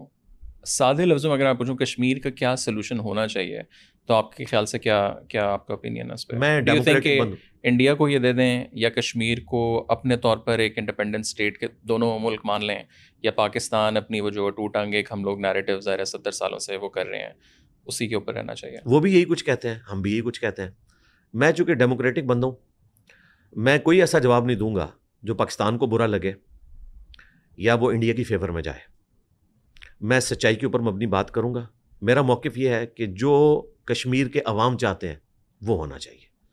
اگر کشمیر کے عوام چاہتے ہیں کہ وہ پاکستان کے ساتھ الحاق کریں, تو بالکل یہی ہونا چاہیے, یہ ان کا رائٹ ہے. دیکھیں آج بھی آزاد کشمیر کی پارلیمنٹ ہم نے الگ سے رکھی ہوئی ہے, ان کا پرائم منسٹر الگ ہے, ان کا پریزیڈنٹ الگ ہے. وہاں جا کے پاکستانی زمینیں نہیں خرید سکتے, یہ ہے نا, اس کا مطلب ہے ہم نے ان کو الگ رکھا ہوا ہے. اس اعتبار سے ہماری خواہش ہے کہ وہ ہم سے ملیں. ہماری تو خواہش تھی کہ افغانستان بھی ہمارا صوبہ بن جاتا. خواہشوں کے اوپر تو دنیا نہیں چلتی. میں یہ سمجھتا ہوں کہ جو کشمیر کے عوام چاہتے ہیں وہ ہونا چاہیے. اگر ان کی خواہش ہے کہ وہ پاکستان کے ساتھ رہنا چاہتے ہیں تو ان کا رائٹ ہے, ان کو پاکستان کے ساتھ رہنا چاہیے. اگر ان کی خواہش ہے کہ وہ انڈیا کے ساتھ رہنا چاہتے ہیں, جو کہ نہیں ہے, لیکن for the sake of argument تو ہم چیزوں کو ڈسکس کرتے ہیں نا, تو ان کے ساتھ رہیں. اور اگر وہ چاہتے ہیں وہ انڈیپینڈنٹ رہیں, تو بھائی ان کو رائٹ ہے. نیشن اسٹیٹ ایک اور بنانا چاہتے ہیں وہ ضرور بنائیں. ایز اے ہول نیشن آپ کو کیا لگتا ہے کہ وہ کیا چاہتے ہیں, لائک جسٹ یور پرسیپشن؟ میں اگر بات کروں گا تو پھر آپ کو پتا ہے میری بات کرنا یا ٹرمپ کی بات کرنے سے دنیا میں بوچھال آتی ہے, یا میری بات کرنے سے لوگ سمجھتے ہیں یہ کسی کا نیریٹو بیان کر رہا ہے یا کسی ایجنڈے کے اوپر ہے. تو وہاں کے لوگوں کی پلس مجھے پتا ہے کیا ہے, لیکن وہ میں کیمرے میں کرنا نہیں چاہتا. وہ بیسیکلی یہ ہے کہ آپ ہمیں الگ کرتے ہیں, ہم پاکستان کے ساتھ نہیں ہونا چاہتے. اچھا آپ کے علم میں یہ ہے؟ میرے خیال سے تو وہ لوگ اگر یہ ہے تو پھر ان کا رائٹ ہے. نہیں, آپ کو کیا لگتا ہے؟ دیکھیں مجھے کیا پتا ہے, جب تک کوئی ووٹنگ ہو کے پوائنٹ آف ویو سامنے نہیں آتا. آپ نے کہا میرا پلس ہے نا, تو لائک واٹس یور؟ دیکھیں پلس کا تو پتہ ہی نہیں چلتا یہاں پہ کہ پبلک اوپینین کس وقت تبدیل ہو جائے, کوئی ایسی صورتحال بنے کہ سب کچھ تبدیل ہو جائے. جس طرح آپ دیکھیں پلس تو یہ تھی کہ ہماری یہاں ایک پاپولر پولیٹیکل جماعت کہتی تھی کہ ہمارا آرمی چیف جو ہے وہ کسی کرکٹ گراؤنڈ میں جا کے بتائے. واقعی اس وقت ہوٹنگ ہوتی, لیکن دیکھیں اچانک نہیں, پلس 5 دن میں کیا کچھ کر دیا. پلس جب چینج ہوگی ابھی آج کے دور میرا خیال ہے اس وقت چونکہ آپ مجھ سے اگلوانا ہی چاہتے ہیں, تو میرا خیال ہے کہ وہ انڈیپینڈنٹ رہنے کو ترجیح دیں گے.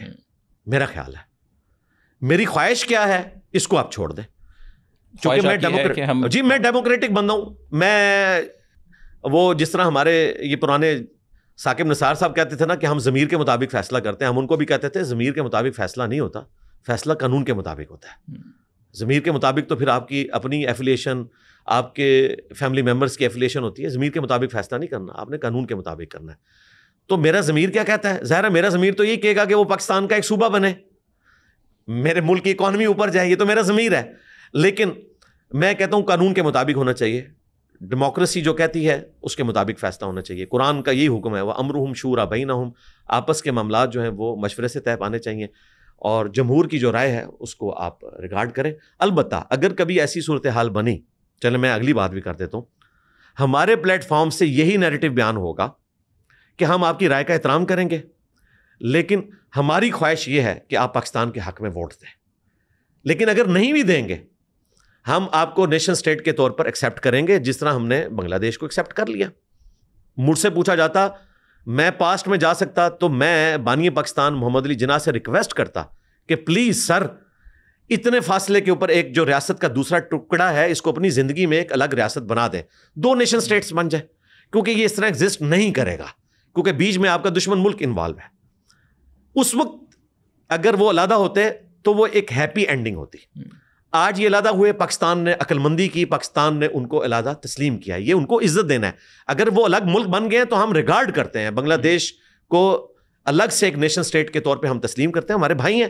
جب الگ ہو گئے انہوں نے ڈیسیژن کیا. اس طریقے سے نہ ہوتا میں تو کہتا ہوں 1947 میں ہو جاتا. اور آج دیکھیں اللہ کا شکر ہے وہاں پہ ہماری جیسی جو توانا آوازیں تھیں وہ ٹاپ پہ آ گئی ہیں.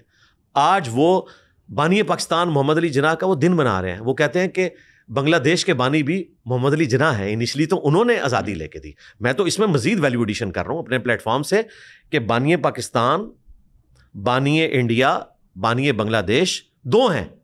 پہلے نمبر پہ مہاتما گاندھی ہیں جنہوں نے یہاں انگریزوں کا جینا محال کیا، اور دوسرے نمبر کے اوپر محمد علی جناح ہے. اور یہ محمد علی جناح کی بہت بڑی کنٹریبیوشن ہے کہ ان سے زیادہ انٹیلیجنٹ، ان سے زیادہ انفلوئنس رکھنے والے جینیس لوگ تھے ابوالکلام آزاد اور مہاتما گاندھی. اور پوری کانگریس کھڑی تھی اور وہ نہیں چاہتی تھی کہ انڈیا ڈیوائیڈ ہو دو حصوں میں. یہ کمال ذہانت ہے محمد علی جناح کی کہ انہوں نے گوروں کو اس کے اوپر آمادہ کیا کہ دو ملک بن گئے. ورنہ آج ہمارے ساتھ وہی کچھ ہو رہا ہوتا جو انڈیا میں مسلمانوں کے ساتھ ہو رہا ہے. تو یہ ان کا بہت بڑا کمال ہے. لیکن جو مہاتما گاندھی ہیں میں ان کو سلوٹ کرتا ہوں. اس وقت بھی جب ہندوستان نے پاکستان کے اثاثے دبا لیے تھے انہوں نے بھوک ہڑتال کی اور پاکستان کو سب کچھ ملا. اور بلکہ ان کو اپنی جان دینی پڑی.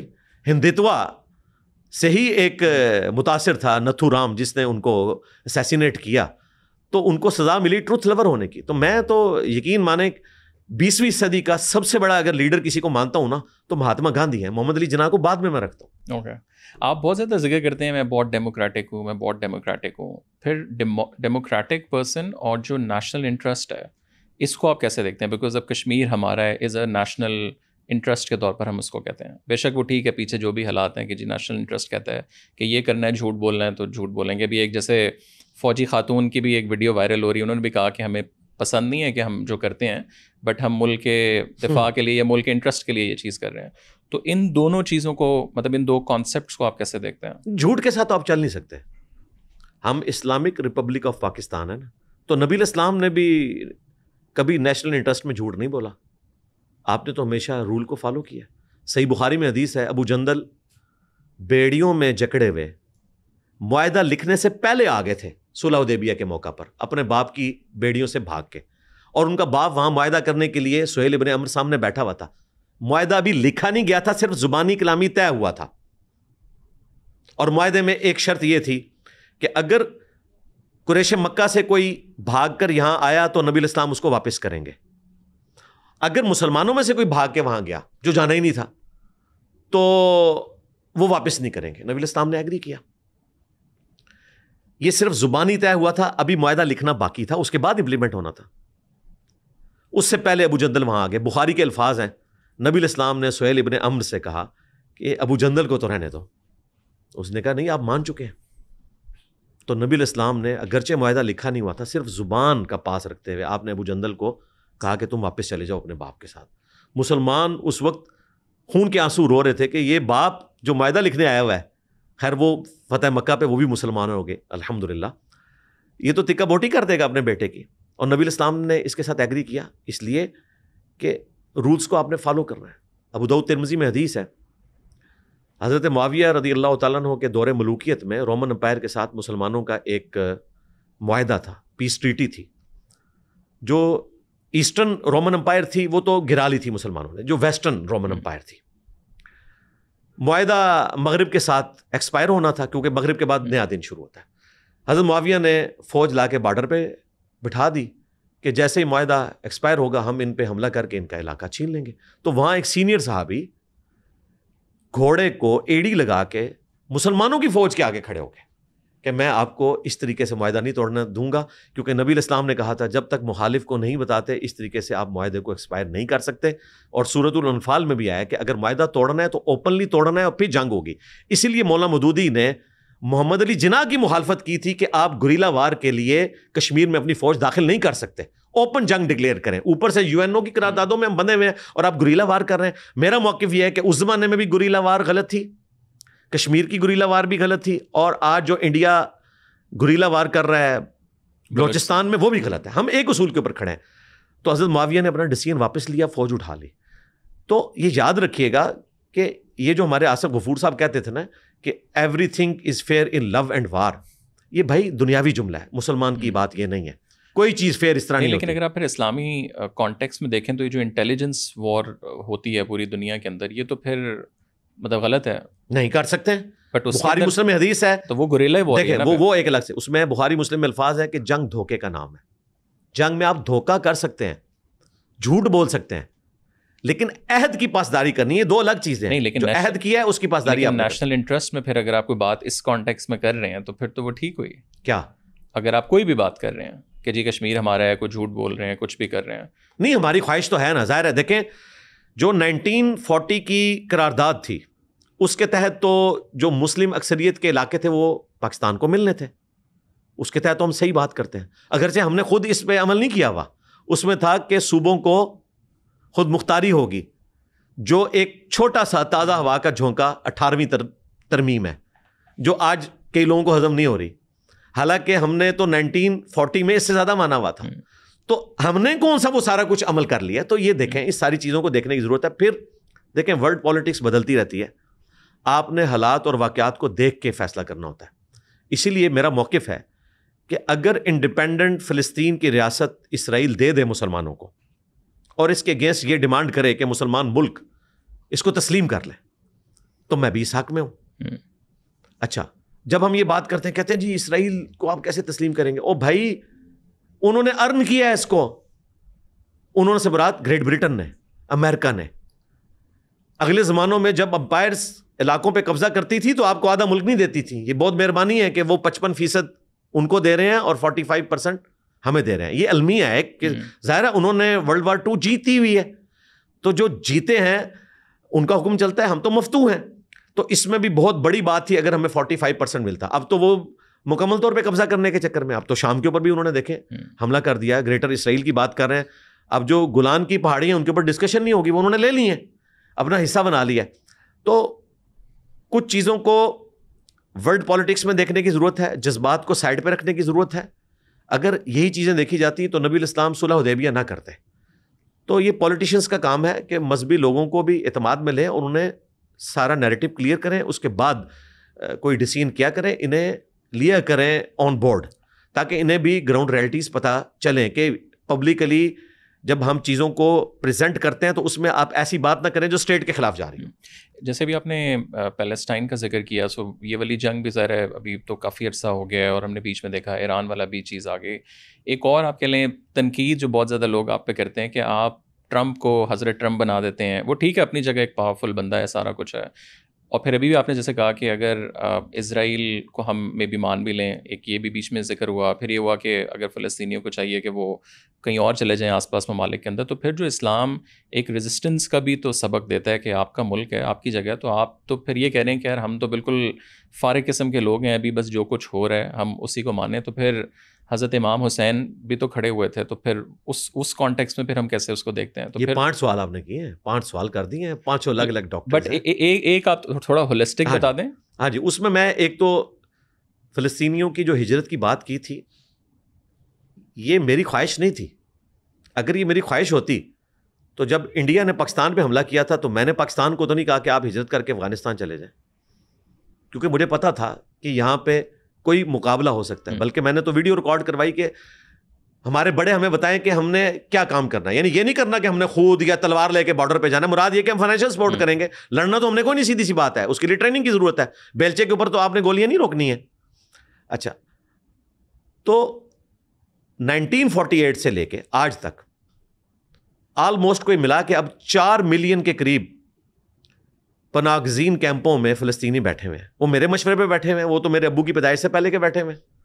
ٹھیک ہے، تو یہ ان کی خواہش ہے، کیونکہ ان کو اسرائیلی مارتے تھے تو وہ بارڈر پہ آ کے، آج بھی رفح بارڈر پہ بیٹھے ہوئے ہیں. تو میں نے ان کی خواہش کو انڈورس کیا. آج بھی وہ ویڈیوز بناتے ہیں کہ ہمیں دوسرے ملکوں میں جانے دیں. ان کی خواہش کو انڈورس کیا کہ جب ان کی خواہش ہے کہ ہم تو نہاتے ہیں. وہ ایک جہادی تنظیم، میں نام نہیں لیتا کیونکہ پھر یوٹیوب کے اوپر آپ کو اسٹرائک آ جائے گی، ایک جہادی تنظیم کی وجہ سے لاکھوں لوگ اس طریقے سے اپنے گھر چھوڑنے کے اوپر مجبور ہوئے. اور آج وہ جہادی تنظیم سیز فائر ہونے کے اوپر خوشیاں منا رہی ہے. اس وقت کہہ رہے تھے کہ ہم سیز فائر نہیں کریں گے جب تک ختم نہیں کریں گے. ایون اسرائیل کی انہوں نے شرط بھی مان لی کہ اسرائیل کی فوج بھی بیچ میں رہے گی, اس کے اوپر بھی وہ ایگری کر گئے. اس کا مطلب ہے کہ پھر ان کی پرانی ویڈیوز اور پرانے بیانات ان کو دکھانے چاہیے نا کہ پہلے آپ کیا بات کر رہے تھے. عوام الناس آ کے بارڈر پہ بیٹھی ہوئی ہے کہ ہمیں مار رہے ہیں. تو میں نے اس کانٹیکسٹ میں کہا تھا کہ مواخات نبی علیہ السلام نے بھی کی تھی نا. ہجرت کرنا اگر بری بات تھی تو نبی علیہ السلام نے ہجرت کیوں کی؟ اور مجھ سے پہلے مفتی اعظم سعودی عرب, بلکہ محدث اعظم سعودی عرب, شیخ ناصر الدین البانی, جو البانیہ کے تھے اور سیٹل ہوئے بعد میں عرب میں, ان کا فتویٰ ہے کہ فلسطینیوں میں اگرچہ ان کا یہ ملک ہے لیکن طاقت نہیں ہے ان کا مقابلہ کرنے کی, تو وہ وقتی طور پہ ہجرت کر جائیں. یہ وقتی طور پہ ہجرت کی نہیں, لیکن اسی میں پھر لوگ یہ کہیں گے نا کہ مقابلہ تو وہ جو جہادی تنظیم ہے وہ مقابلہ وہ تو کر رہی ہے, تو آپ تو کہہ رہے ہیں کہ وہ بھی بالکل پھر کچھ نہ کرے. میں نے تو ان کو کچھ بھی نہیں کہا, اور ہم ان کے حوالے کر جہادی تنظیم تو کہیں ڈسکس ہی نہیں ہوئی بھائی, پبلک ڈسکس ہوئی ہے. لیکن وہ تو ٹھیک کر رہی ہے نا, اگر وہ وہاں ریزسٹنس کے طور پر ہے تو وہ تو اپنا کام صحیح کر رہی ہے. وہ اپنے کام کو بہتر سمجھتے ہیں. میں کون ہوتا ہوں انہیں صحیح یا غلط کہنے والا؟ وہاں کے حالات ان کو پتہ ہے, وہ بہتر سمجھتے ہیں جو کچھ کر رہے ہیں. نہ میں انہیں غلط کہوں گا نہ انہیں ٹھیک کہوں گا. اس کی وجہ یہ کہ وہ اپنے حالات کو بہتر سمجھتے ہیں. میں یہاں بیٹھ کے پولیٹیکل بیان نہیں ہے. اس کی وجہ یہ ہے کہ پولیٹیکل بیان اس لیے نہیں ہے کہ میں نے ابھی آپ کو بتایا کہ وہ اپنے دعووں سے تو پیچھے ہٹ گئے نا. انہوں نے کہا تھا ہم نہیں ان کے ساتھ صلح کریں گے, اب صلح کرنے کے لیے بھی آمادہ ہوئے. تو یہ ایک طرف سے بات پکڑی جاتی ہے اور اس میں رنگ بھرے جاتے ہیں. رہی بات سیدنا حسین ابن علی کی, وہ بھی آؤٹ آف کانٹیکسٹ ہے.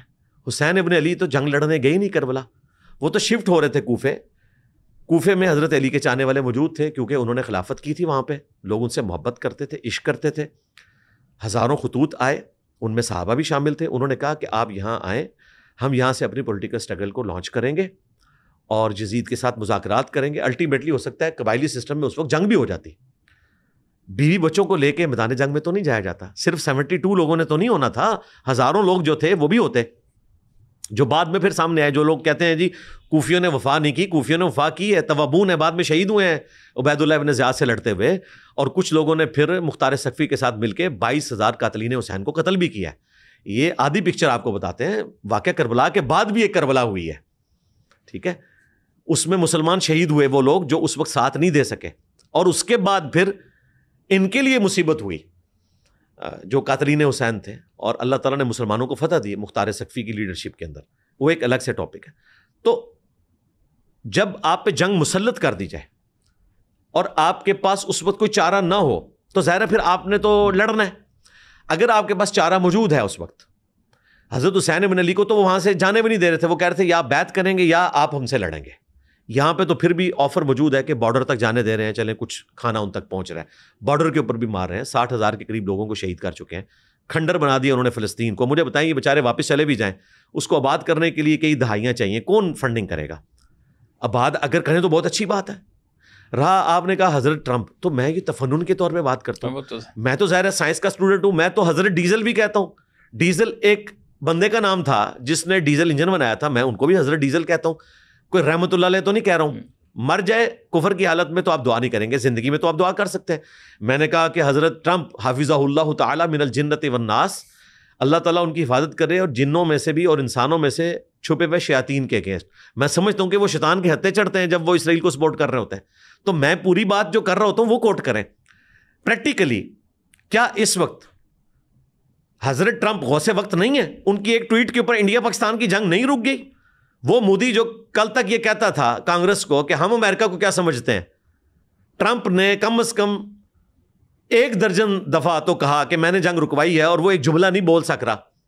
تو طاقت ہے نا کہ دنیا کی اتنی بڑی ڈیموکریسی 1/5 آف ورلڈ, ان کا لیڈر ایک جملہ نہیں ٹرمپ کے خلاف بول سکتا. تو طاقت ہے نا ان کے پاس. ایران اور اسرائیل کی جنگ میں کدھر گیا Tarzan China, Tarzan Putin Russia کا؟ کوئی سامنے نہیں آیا. ٹرمپ نے جب چاہا تب ہی جنگ رکی. اس کو آپ میری خواہش نہ سمجھیں, یہ ہے اسے کہا جاتا ہے آپ کہہ رہے ہیں کہ یہ ریالٹی ہے. جی ریالٹی, اس کو بل فیل ڈیفیکٹو کہا جاتا ہے, بل فیل اردو میں, کہ بل فیل اس وقت گورنمنٹ ان کے ہاتھ میں, جس طرح ہم کہتے ہیں پاکستان میں بل فیل گورنمنٹ اسٹیبلشمنٹ کے ہاتھوں میں ہے. میری خواہش ہے نہیں, میری خواہش نہیں ہے, لیکن اگر میں کہوں کہ وہ بہت پاورفل ہیں تو آپ یہ کہیں گے کہ آپ ہمیں ڈرا رہے ہیں. نہیں, میں آپ کو ریالٹی بتا رہا ہوں. میری تو خواہش ہے کہ امریکہ کے پریزیڈنٹ جو ہیں وہ عمران خان صاحب بن جائیں. ٹھیک ہے, انہوں نے فرم تو لانچ کر دی ہے وہاں پہ لابنگ کے لیے, ایبسولوٹلی ناٹ کہہ کے, تو پریزیڈنٹ بن جائیں. پاکستان کے پریزیڈنٹ جو ہیں وہ مولانا فضل الرحمان بن جائیں. اگر یہاں پہ صدارتی نظام کو ہی لے کے آنا, میں تو ویسے اس کے حق میں نہیں, میں اسی سسٹم کو بہتر سمجھتا ہوں. اور رشیا کے پریزیڈنٹ جو ہیں وہ بن جائیں شہباز شریف صاحب بن جائیں. میری خواہش پہ تو کچھ نہیں ہونا نا, میں تو بتا رہا ہوں آپ کو گراؤنڈ ریئلٹیز یہ ہیں. یہی باتیں میں پولیٹیکل جماعتوں کو بھی بتاتا ہوں کہ گراؤنڈ ریئلٹی یہ ہے کہ ایک معاملہ 9 مئی کو مس ہینڈل ہوا ہے, اور اس کے بعد آپ کی جماعت کے ساتھ یہ کچھ ہوگا. آپ کو الیکشن بھی نہیں جیتنے دیا جائے گا, آپ کو حکومت میں بھی نہیں آنے دیا جائے گا. تو یہ کہہ رہے تھے انجینئر صاحب کی خواہش ہے. بھائی میری خواہش نہیں تھی, نہ میری خواہش کے اوپر RTS بیٹھا 2018 میں, اور نہ فارم 45 اور 47 کا جھگڑا آیا 2024 کے اندر. میری خواہش کے اوپر تو کچھ نہیں ہوا. میری خواہش اگر آپ پوچھتے تو میں سمجھتا ہوں کہ بھٹو صاحب کے ساتھ ظلم ہوا. اس وقت سے ہم ایک ایسے غلط ڈگر کے اوپر چلے ہیں. حالانکہ معاملہ تو صدر ایوب کے زمانے سے خراب ہو گیا, جب ہم نے فاطمہ جناح کو ان کے مقابلے پہ غدار وطن کہا. ہم سے مراد ہے ہمارے ان بڑوں نے جو ورگلائے گئے. اور مودودی صاحب دیکھیں, اس وقت عورت کی حکمرانی کے قائل نہ ہوتے ہوئے انہوں نے فاطمہ جناح کا ساتھ دیا. ٹھیک ہے. اور دوسرا دھچکا ہمیں لگا جب ہم نے ایک پاکستان کے پہلے الیکٹڈ وزیر اعظم کو اسیسینیٹ کر دیا. میں تو اسیسینیشن سمجھتا ہوں. آج تو ہماری عدلیہ نے بھی مان لیا. عدلیہ بھی دیکھیں, قاضی فائز عیسیٰ صاحب آج کہہ رہے تھے کہ جی عدلیہ نے غلط ڈیسیژن کیے, تو بالکل کیے ہیں, بالکل ٹھیک کہہ رہے ہیں آپ. اس پہ معافی مانگنی چاہیے. تمام ڈکٹیٹرز کو اگر انڈورس کیا ہے, لیجیٹمائز کیا ہے, تو سپریم کورٹ نے کیا ہے. سپریم کورٹ جب تک لیجیٹمائز نہ کرے تو مارشاء اللہ نہیں لگ سکتا. یہ سب اہل کار بنے. تھوڑا سا ایران اور اسرائیل کی جنگ پہ اگر ہم آئیں, ایک پرسپشن جو میرے خیال سے سنی سائڈ کے اوپر تھا کہ جی ایران تو یہودیوں کے ساتھ ہی ملا ہوا ہے, یہ ان کی بی ٹیم ہے اور یہ وہ سارا. اور ہم نے دیکھا کہ اس صدی کے اندر میرے خیال سے اگر کوئی کھڑا ہوا ہے اسرائیل کے سامنے, مطلب کبھی کسی نے امیجن نہیں کیا تھا کہ تل ابیب کے اندر جو ہے وہ میزائلز اور اٹیکس ہوں گے. اس پوری جو یہ والی جو جنگ ہوئی, اس کو آپ کیسے دیکھتے ہیں؟ بہت بڑا خیر اس میں سے نکلا ہے. اگرچہ جو ہارڈ لائنر ہیں وہ آج بھی وہیں کھڑے ہیں.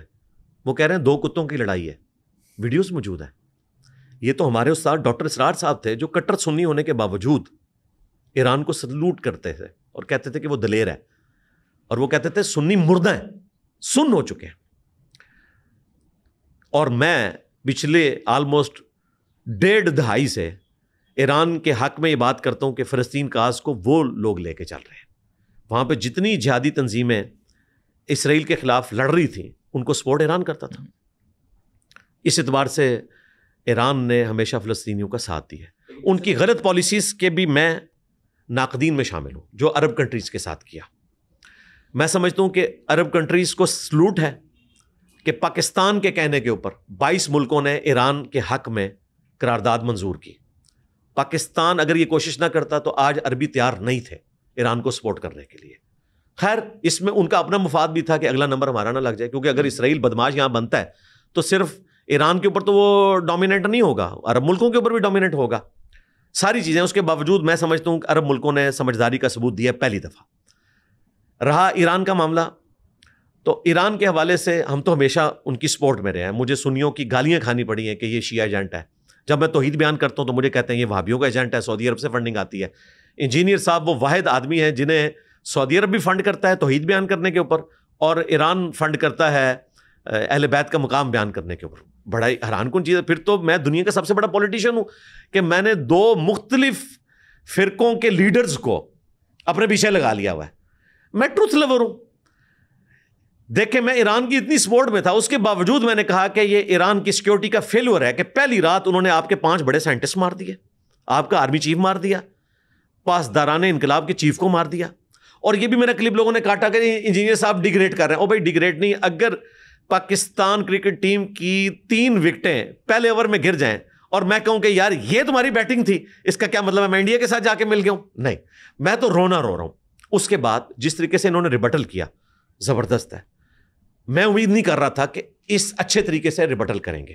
رہا یہ معاملہ کہ جنگ طویل ہوتی تو ایران کوئی جنگ جیت سکتا تھا؟ بالکل نہیں, کیونکہ اسرائیل کے پیچھے گریٹ برٹن, آج کا UK اور امریکہ کھڑے ہیں. انہوں نے ان کا آئرن ڈوم سپورٹ کرتے رہنا تھا. ہر سال وہ $5 بلین کی ان کو سپورٹ دیتے ہیں, ریفل کرنا تھا. جتنے ایران نے میزائل پھینکے ہیں اسرائیل کے اوپر, اسرائیل کو آج غزہ بن جانا چاہیے تھا. 90% سے زیادہ ان کے, بلکہ 95% زیادہ آئرن ڈوم سسٹم نے روکے ہیں. لوگ کہتے ہیں آئرن ڈوم فیل ہوا ہے. آئرن ڈوم فیل نہیں ہوا, آئرن ڈوم پاس ہوا ہے. اور A1 گریڈ کے ساتھ پاس ہوا ہے. یہ میں کوئی خوشی سے نہیں کہہ رہا, میں آپ کو ریئلٹی بتا رہا ہوں کہ ہمارے پاس بھی آئرن ڈوم ہونا چاہیے. جس طرح امریکہ آج گولڈن ڈوم کی بات کر رہا ہے, پاکستان کے پاس بھی اپنا ڈوم ہونا چاہیے. ہم جو ہے وہ بزرگوں کے ڈوم بناتے رہے ہیں, جن بزرگوں کے اوپر سے میزائل اڑ کے یہاں پہ گرے اور بزرگ جو ہیں وہ نگاہ مار کے وہ میزائل گرا نہیں سکے. ہم سے آپ سیمنٹ کے ڈوم بنوا لیں, وہ بھی مزاروں کے اوپر, جو ثابت ہی کوئی نہیں. بلکہ نبی اسلام نے صحیح مسلم میں منع فرمایا, 2245 نمبر حدیث ہے, قبروں کو پکا کرنے سے, ان پہ عمارت بنانے سے اور ان پہ بیٹھنے سے. تو میں نے یہ کرٹیسزم کیا تھا اس حوالے سے. رہا ان کا آئرن ڈوم سسٹم, انہوں نے ظاہر ہے اپنے عوام کو بچایا, ادروائز تو وہ غزہ بن جانا تھا. لمبی جنگ چلتی تو ظاہر ہے 9 کروڑ کا ملک ہے ایران, ہر بندہ وہاں ریلیجسلی اپنے لیڈرز کے ساتھ اٹیچ ہے. میں نے سٹارٹ میں اپنی پہلی ویڈیو میں کہا تھا کہ رجیم چینج آپ وہاں نہیں کروا سکتے, اور اگر کروائی آپ نے وہ وقتی طور پہ ہوگی. وہاں کے پاپولر لیڈر کو آپ پاکستان کا پاپولر لیڈر نہ سمجھیں, جس کے لیے لوگ 5 بندے بھی نکلنے کے لیے تیار نہیں ہوتے ہیں. ووٹ ڈال دیں گے, نکلنے کے لیے تیار نہیں ہوں گے. وہاں بھائی کروڑوں بندہ خامنائی صاحب کی ایک آواز کے اوپر جان دینے کے لیے تیار ہے. اور بنیادی کیا وجہ ہے اس کی؟ اس کی وجہ یہ ہے کہ شیعہ کے اندر زندہ امام کی تقلید ہوتی ہے, جس طرح سنی مرے ہوئے اماموں کی تقلید کرتے ہیں, حالانکہ ان کے مسائل ابسلیٹ ہو چکے ہیں آج. یعنی امام حنیفہ کو تو پتہ ہی نہیں کہ ویڈیو کیمرہ بھی آ گیا ہے, یوٹیوب آ گئی دنیا میں, ان کے مسائل ابسلیٹ ہو چکے ہیں سوائے چند ایک اس زمانے کے مسائلوں کے. وہ زندہ امام کی تقلید کرتے ہیں, ان کے لیے امام حنیفہ ہیں خامنائی صاحب.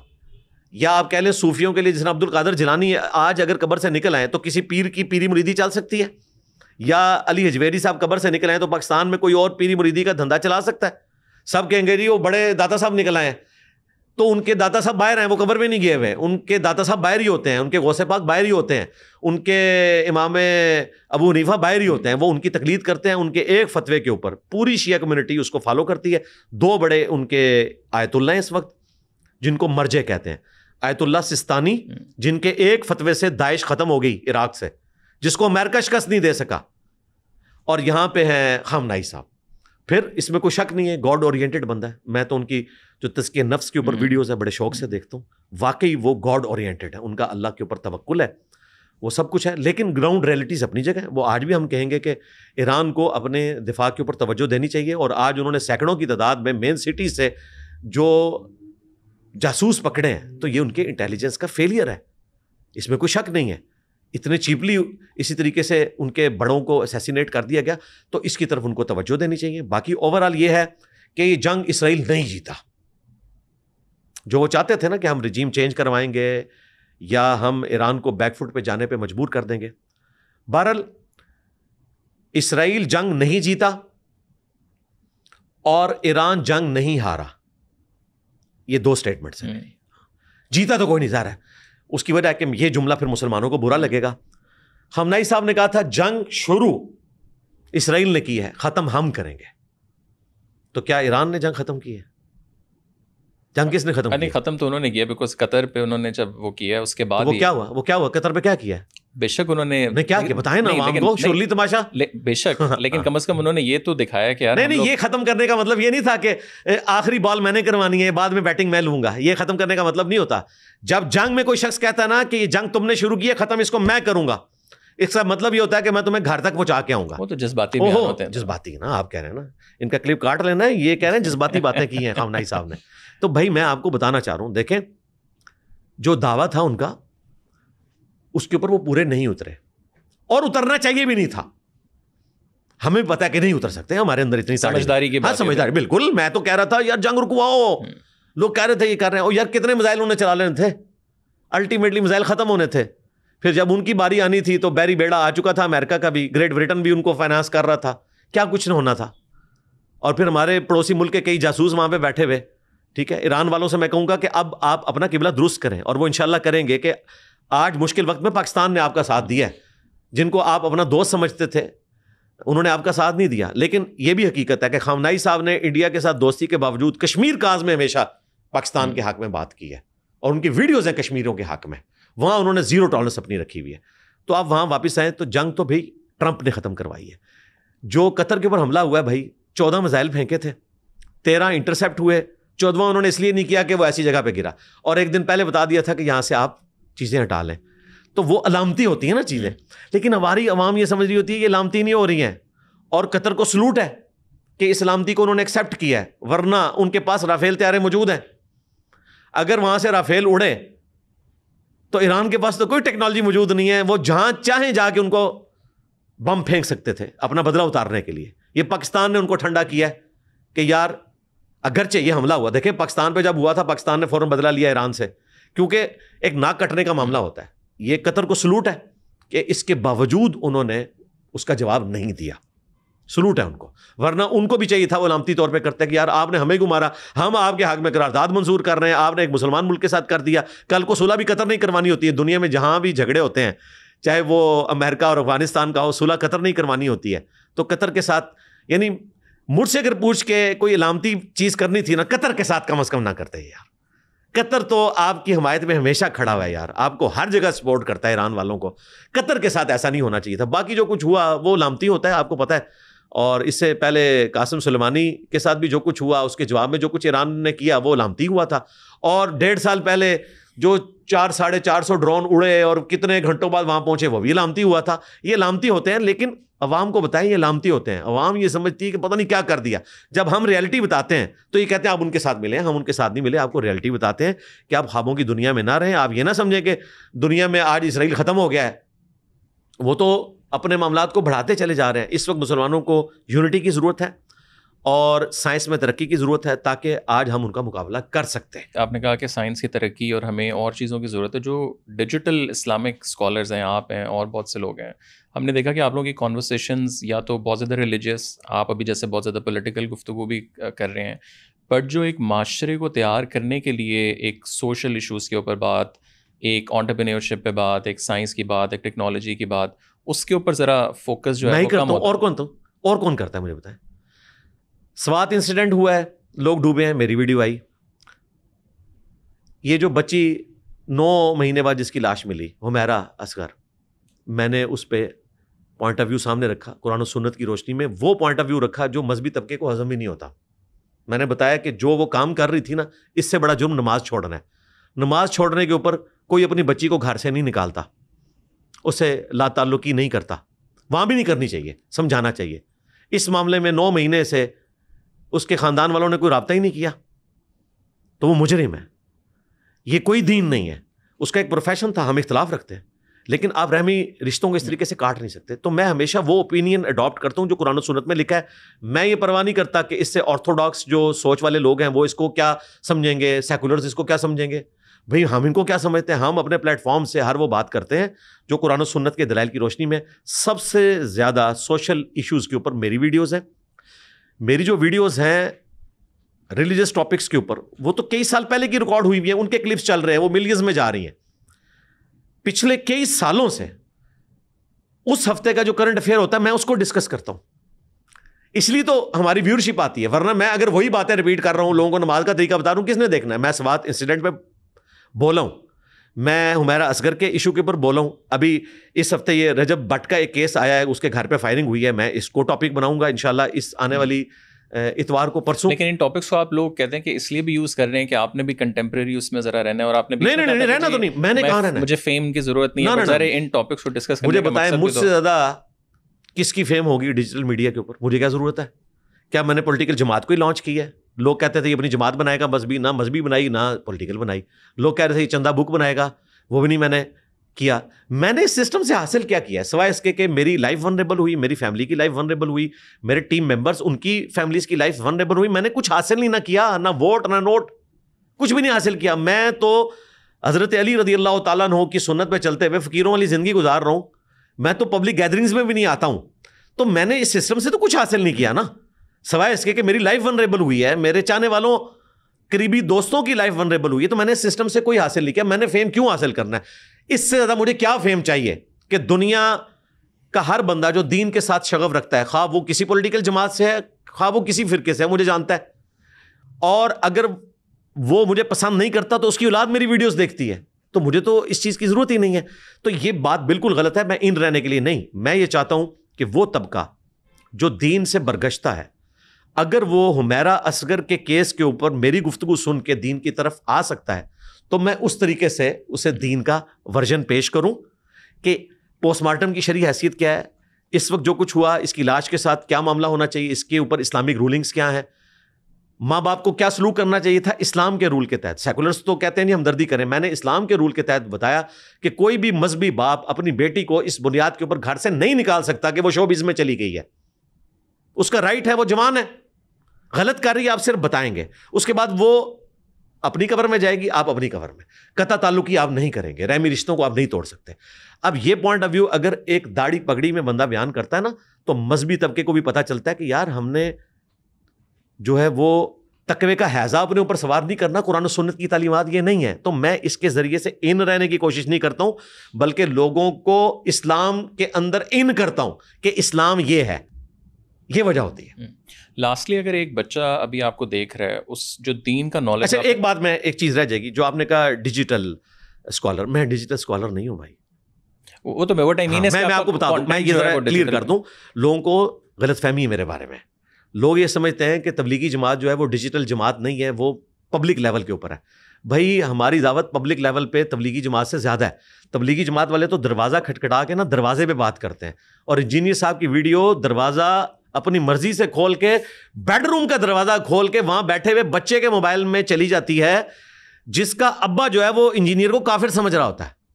تو ہماری دعوت ڈیجیٹل دعوت نہیں ہے, صرف گراس روٹ لیول پہ گئی ہوئی ہے. میں پچھلے 17 سالوں میں 1 لاکھ سے زیادہ لوگوں سے فزیکلی مل چکا ہوں. ہر اتوار کو نئے 300 400 500 لوگ آتے ہیں, ان کو دوبارہ آنے پہ پابندی ہوتی ہے کہ آپ نے نہیں آنا, ہمارے پاس جگہ نہیں. اگر میں مرکز بناؤں نا, میں رائے ونڈ سے بڑا مرکز بنا سکتا ہوں. صرف پنڈی سے لاہور تک 1 ملین سے زیادہ ہمارے اسٹوڈنٹس موجود ہیں, 1 ملین سے زیادہ. اور یہ میں محتاط بات کر رہا ہوں, وہ ہر اتوار کو میرا درس سننے پہنچیں گے. لیکن ہم ظاہر ہے ہم نے ناشتہ دینا ہوتا ہے فری, چائے سموسہ سب کچھ. ہم تو سب کا خرچہ اس طرح نہیں اٹھا سکتے کہ 10-15 ہزار بندہ ہر اتوار کو یہاں آ جائے. ہمارا کوئی دھرنا پولیٹیکل جماعت کا تو نہیں ہے کہ کوئی ایک پراپرٹی ٹائکون جو ہے وہ مجھے سپورٹ کرے گا. ہم نے تو اپنے یوٹیوب سے جو کچھ کمائی ہوتی ہے, یا ہمارے جو اپنے قریبی میرے بھائی جس طرح 2 انگلینڈ میں ہیں, میرے قریبی دوست جو ہیں جو اس دعوت کے ساتھ جڑے ہوئے ہیں, اور وہ اپنے طور پہ کوئی سپورٹ کر دیتے ہیں, تو ہم اس کو سسٹم کو لے کے چل رہے ہیں. لاکھوں کا ہمارا خرچہ ہوتا ہے ہر مہینے کا. تو اللہ کا شکر ہے ہماری دعوت گراس روٹ لیول کے اوپر پہنچی ہوئی ہے. ڈیجیٹل نہ سمجھیے گا, یہاں میں فزیکلی ملتا ہوں, اور میں اسلامک واحد اسکالر ہوں جو پبلکلی لوگوں سے ملتا ہوں. اتنے فیم کے باوجود ڈاکٹر ذاکر نائک سے کوئی مل کے نہیں بتا سکتا, طارق جمیل صاحب سے کوئی مل کے نہیں بتا سکتا سفارشوں کے بغیر.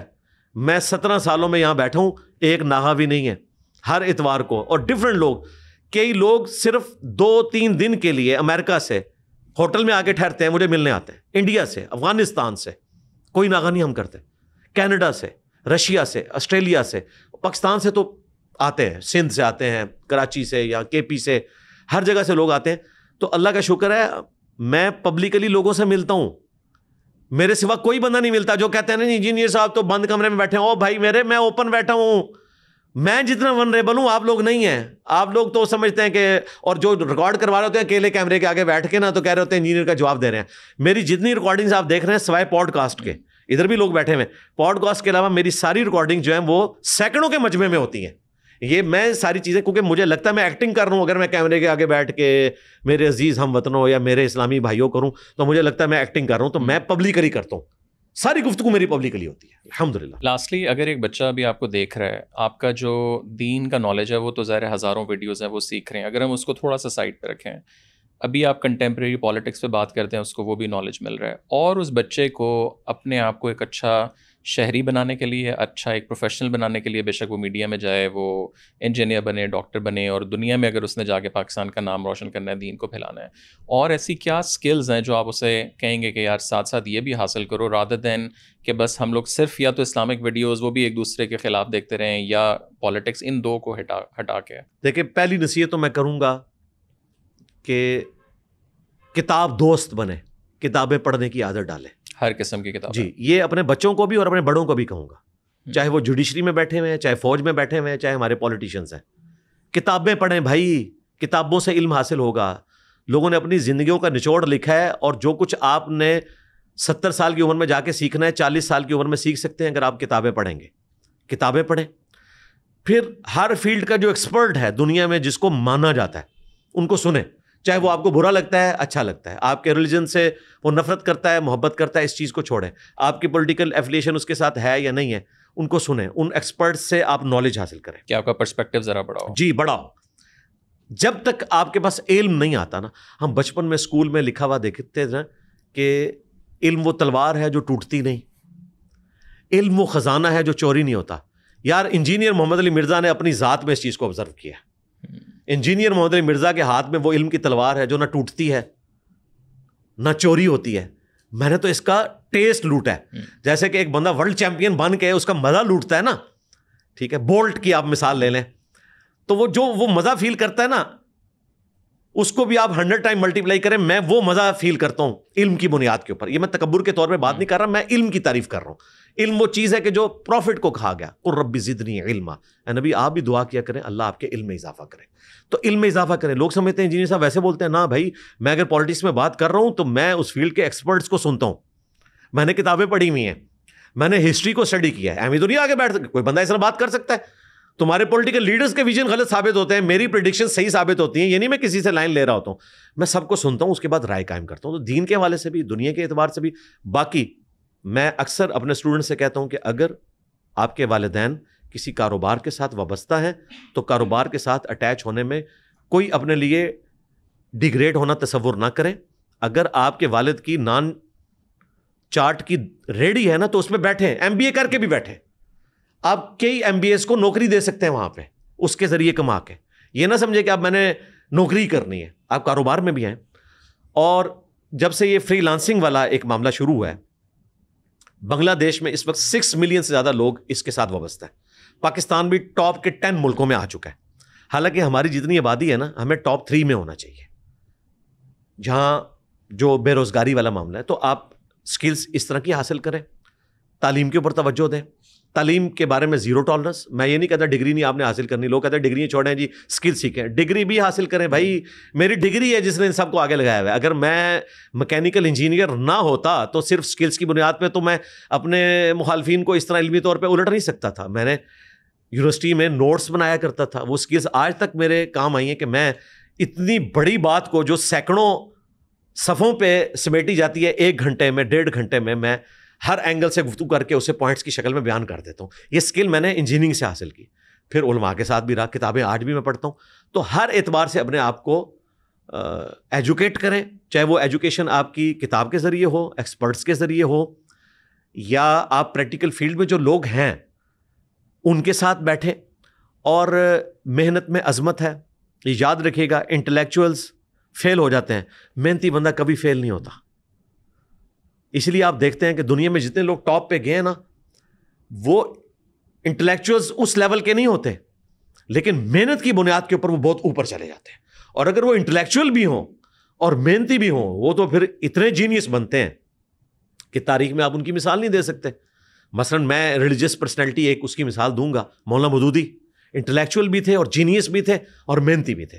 یہ کوئی بندہ ہوتا ہے جس میں یہ ساری چیزیں ایک جگہ جمع ہوتی ہیں. تو آپ اگر انٹلیکچوئل نہیں بھی, محنت کے ذریعے آپ انٹلیکچوئلس کو پچھاڑ سکتے ہیں. تو آپ یہ محنت کریں اور پاورٹی سرکل سے خود بھی نکلنے کی کوشش کریں, اپنے غریب رشتہ داروں, دوست احباب کا بھی خیال رکھیں, اور اللہ سے مدد بھی طلب کریں. اللہ تعالیٰ آپ کی مدد فرمانے والا. ایک کوشچن ہمارے پروڈیوسر دانش کی طرف سے تھا کہ جو آپ میں اتنی انرجی ہے یہ کہاں سے آتی ہے؟ کوئی خاص کوئی شیک آپ پیتے ہیں, کوئی کیا, یہ کہاں سے اتنا جو آپ کا اسٹیمنا ہے وہ آتا ہے؟ دیکھیں, اگر آپ کہیں کہ سیدنا ابوبکر صدیق رضی اللہ تعالیٰ عنہ میں جو اتنی انرجی تھی یہ کہاں سے آ گئی؟ کوئی ملک شیک پیتے تھے؟ بھائی بوڑھے تھے, ایمان کی طاقت تھی. تو میں ایمان کی طاقت کے اوپر پلس اس کو ایک تحریک سمجھتے ہوئے پورے پیشن کے ساتھ بیان کرتا ہوں. میں سسٹم کا بینیفیشری نہیں ہوں, میں آخرت میں اس کا بینیفٹ چاہتا ہوں. میں چاہتا ہوں کہ میں ختم نبوت صلی اللہ علیہ وآلہ وسلم کی برکت سے آپ علیہ السلام کی جو لیگیسی کو آگے لے کے چل رہا ہوں, تو قیامت والے دن مجھے نبی اسلام کا پڑوس نصیب ہو جنت میں بھی اور حشر کے میدان میں بھی. اس کے لیے میں کوشش کر رہا ہوں, اور اس کی وجہ سے میرے اندر انرجی بھی آ جاتی ہے. باقی ظاہر ہے کہ حالات و واقعات ہر بندے کو میرے جیسے نہیں ملیں گے. میری عمر آلموسٹ 48 ایئرس ہونے والی ہے اکتوبر کے مہینے میں, چند مہینے رہ گئے ہیں, 2-3 مہینے. 48 ایئرس کی ایج میں انسان اپنی لائف کنکلوڈ کر لیتا ہے. اور آپ کو لگتا ہے آپ ابھی شروع کر رہے ہیں؟ نہیں, میری لائف تو شروع ہوئی ہے. میں تو سمجھتا ہوں, دیکھیں میں آخرت کے پوائنٹ آف ویو سے تو اپنی لائف کو کنکلوڈ سمجھتا ہوں. رہا پیشن, تو میں سمجھتا ہوں کہ میں آج جس پیشن کے اوپر ہوں, 8 سے سال پہلے جو پیشن تھا اس سے زیادہ ہے.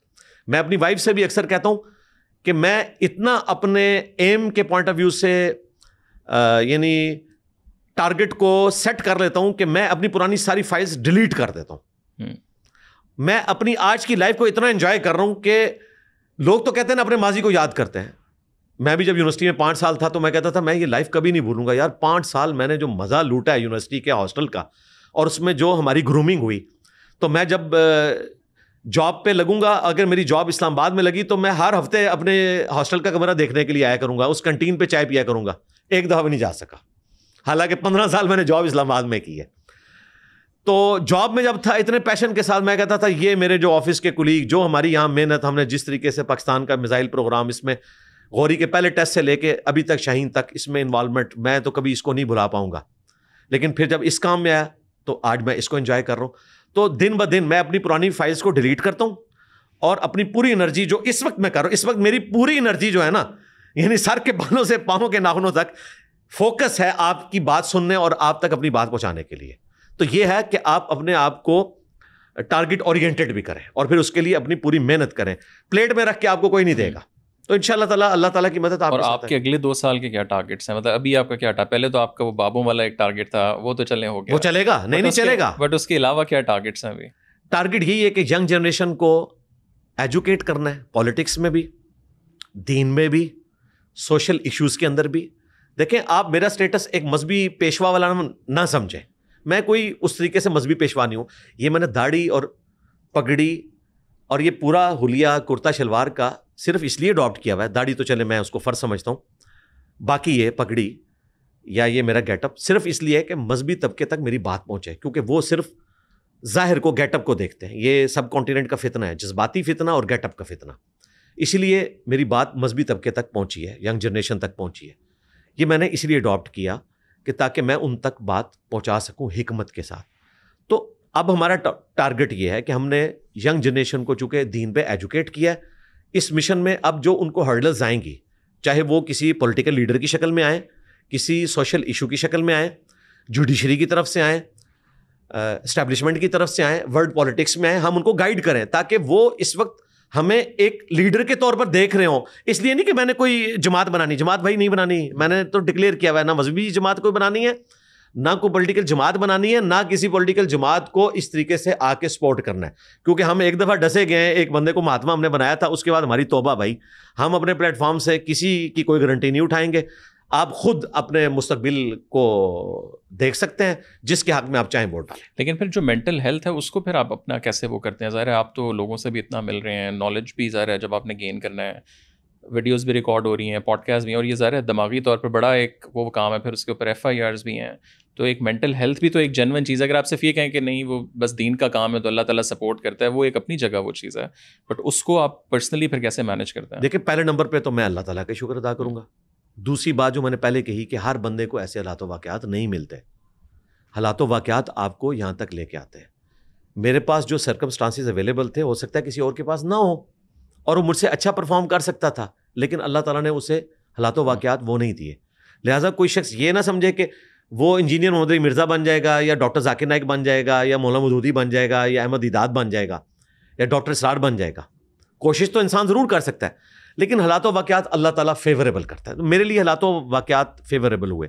سب سے بڑی میں سپورٹ یہ سمجھتا ہوں اللہ تعالیٰ کی مدد کے بعد کہ پاکستان کا جو ڈیموکریٹک سسٹم ہے, اس نے ہمیں سپورٹ کیا کہ فریڈم آف ایکسپریشن ہے ہمارے لیے.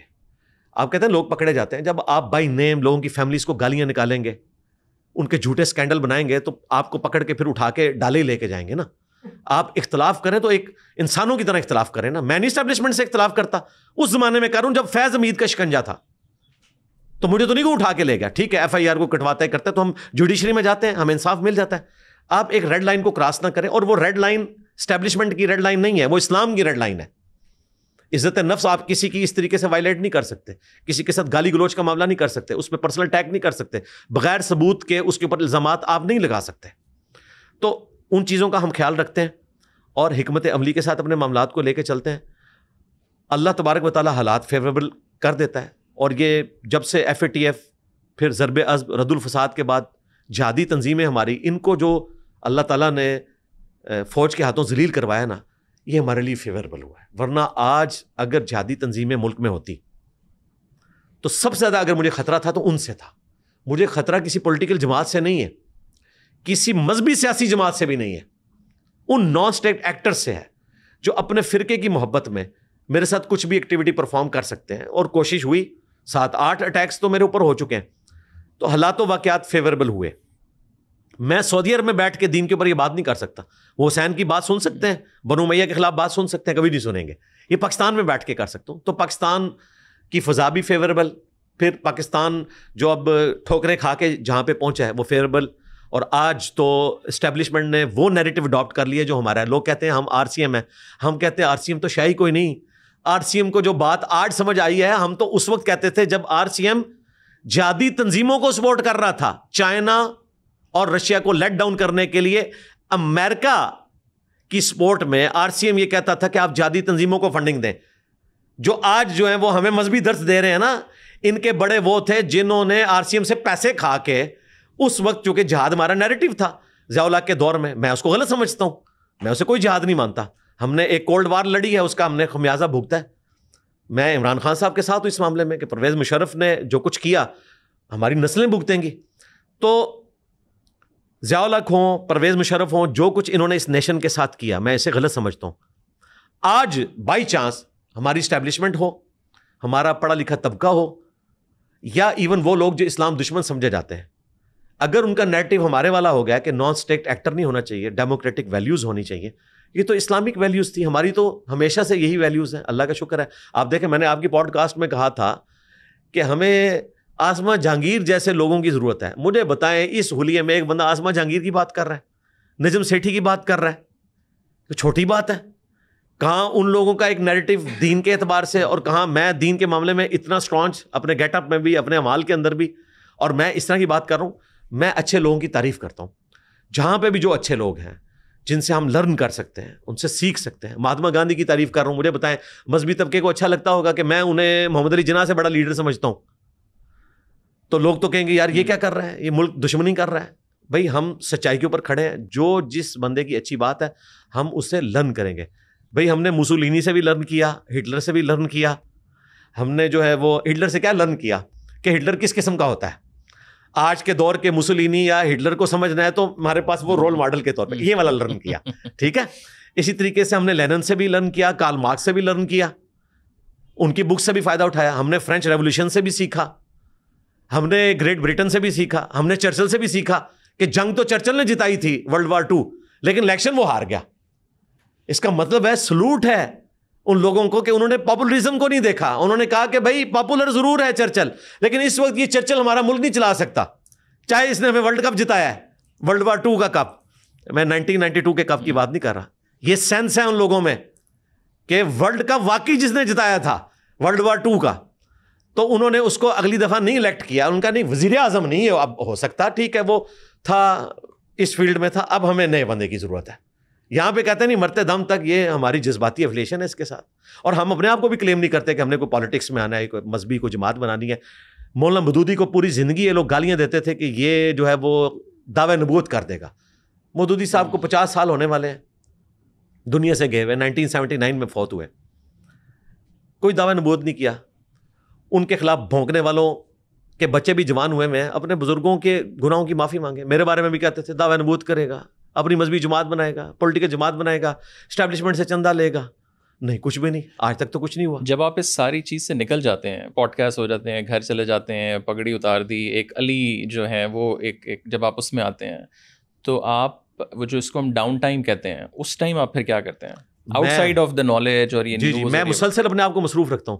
میں آلموسٹ 8 سے 10 گھنٹے اپنے روزانہ اپنے آپ کو ایجوکیٹ کرنے میں صرف کرتا ہوں. اور آج کل تو ذریعہ یوٹیوب ہے, کرنٹ افیئرس سارے, میں ورلڈ پالیٹکس بھی دیکھ رہا ہوتا ہوں, پاکستان کی لوکل پالیٹکس بھی دیکھ رہا ہوتا ہوں.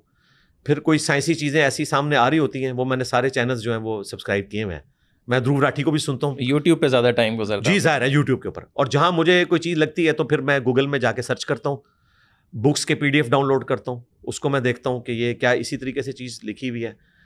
اور ہمارے جو مخالفین ہیں, ناقدین ہیں, اگر کوئی علمی بات کریں تو اس سے بھی ہم سیکھتے ہیں, اور پھر اپنی اصلاح کی کوشش کرتے ہیں یا انہیں پھر علیحدہ سے فون پہ بتانے کی کوشش کرتے ہیں کہ بھائی آپ نے کیا الزام لگایا. فون پہ وہ سارے معافی مانگ رہے ہوتے ہیں. حالیہ دنوں میں کئی لوگ ایسے ہیں جن سے میں جب رابطہ کرتا ہوں تو وہ سوری بول دیتے ہیں, لیکن ویورشپ انہوں نے لے لی ہوتی ہے جھوٹ بول کے یا غلط فہمی کی بنا کے اوپر. تو اپنے آپ کو میں مصروف رکھتا ہوں. میں یعنی جب تک نیند کے غلبے کی وجہ سے بستر پہ گر نہ جاؤں اس وقت تک میں اپنے آپ کو مصروف رکھتا ہوں. اور یہ اس لیے رکھتا ہوں کہ میری ہابی ہے ایجوکیشن, پلس گناہوں سے بچنے کا سب سے آسان طریقہ یہ کہ آپ اپنے آپ کو مصروف رکھیں. اور یہی ہم اپنے اسٹوڈنٹس کو بھی بتاتے ہیں کہ خالی ذہن ہوں گے تو کوئی فائدہ نہیں ہوگا, شیطان کی ماجگاہ بنے گا اور اس میں سے نکلے گا بھی کچھ نہیں. تو اپنے آپ کو مصروف رکھیں. علی بھائی تھینک یو سو مچ, بہت شکریہ. آئی ہوپ اس میں سے کوئی کلپس ہمارے غلط طریقے کے ساتھ نہ وائرل ہوں اس دفعہ. نہیں, میں تو امید کرتا ہوں کہ غلط وائرل ہوں, پھر میں جواب دے کے ان پولیٹیکل لیڈرز کی بھی اور مذہبی پیشواؤں کی بھی, ان کے اندھے فالوورز کی بھی منجی ٹھوکوں. میں تو دسا میری انرجی بہت ہے بھائی, تو میں تو منجی ٹھوکاں گا انشاءاللہ تعالیٰ. یہ ذریعہ ہوتا ہے, شر میں سے اللہ تعالیٰ خیر نکالتا ہے. صلح حدیبیہ میں کچھ شرائط شر تھیں, نبی علیہ السلام نے ایکسیپٹ کیا وقتی طور پہ, لیکن اسی میں سے خیر نکلا, اور وہی جو ہے نبی علیہ السلام کے لیے فتح مکہ کا پیش خیمہ ثابت ہوئی, اور اللہ تعالیٰ نے اسی وقت فرما دیا تھا انا فتحنا لک فتحا مبینا. تو میرا فیول ہے یہ کلپس کٹ کے جب آتے ہیں نا تو مجھے موقع ملتا ہے کہ اچھا میں اب مزید ایکسپوز کروں گا. میں نے صحافیوں کو, مذہبی پیشواؤں کو ایکسپوز کیا اس بنیاد کے اوپر ہے کہ بھائی یہ تو کٹی ہوئی بات تھی, تو دیکھو تم نے کیا کیا. تو ان کے ماننے والے کہتے ہیں انجینئر صاحب تو پھر جو ہے وہ درست ہو گئے. اس کے بعد کیا ہوتا ہے, ہمارے اس پلیٹ فارم سے صرف میری کریڈیبلٹی میں اضافہ نہیں ہوا, باقیوں ساروں کی جو کریڈیبلٹی ہے وہ تو مر گئی. میں وہ لفظ نہیں بولنا چاہتا, وہ تو مر گئی. اس وجہ سے مری کہ انہوں نے غلط کلپس کاٹے. تو مجھے کوئی اس کی پرواہ نہیں ہوتی ہے. میں 1 سال کا انتظار تو نہیں کیا آپ کا, میں نے اپنے پلیٹ فارم سے جتنے جھوٹے الزامات تھے ساتھ ساتھ جواب دے رہا ہوں. تو میں تو چاہ رہا ہوں کلپ کٹیں اور آپ وہ کلپ بھیجیں, پھر ہم اس کے جواب دیں گے انشاءاللہ تعالیٰ. پھر سال بعد ملاقات ہوگی آپ سے. ہاں سال بعد ہی رکھے, میرا خیال ہے یہ مہینہ سال کے اندر تو کافی تبدیلی آ چکی ہوتی ہے نا. تو بہت شکریہ, تھینک یو سو مچ.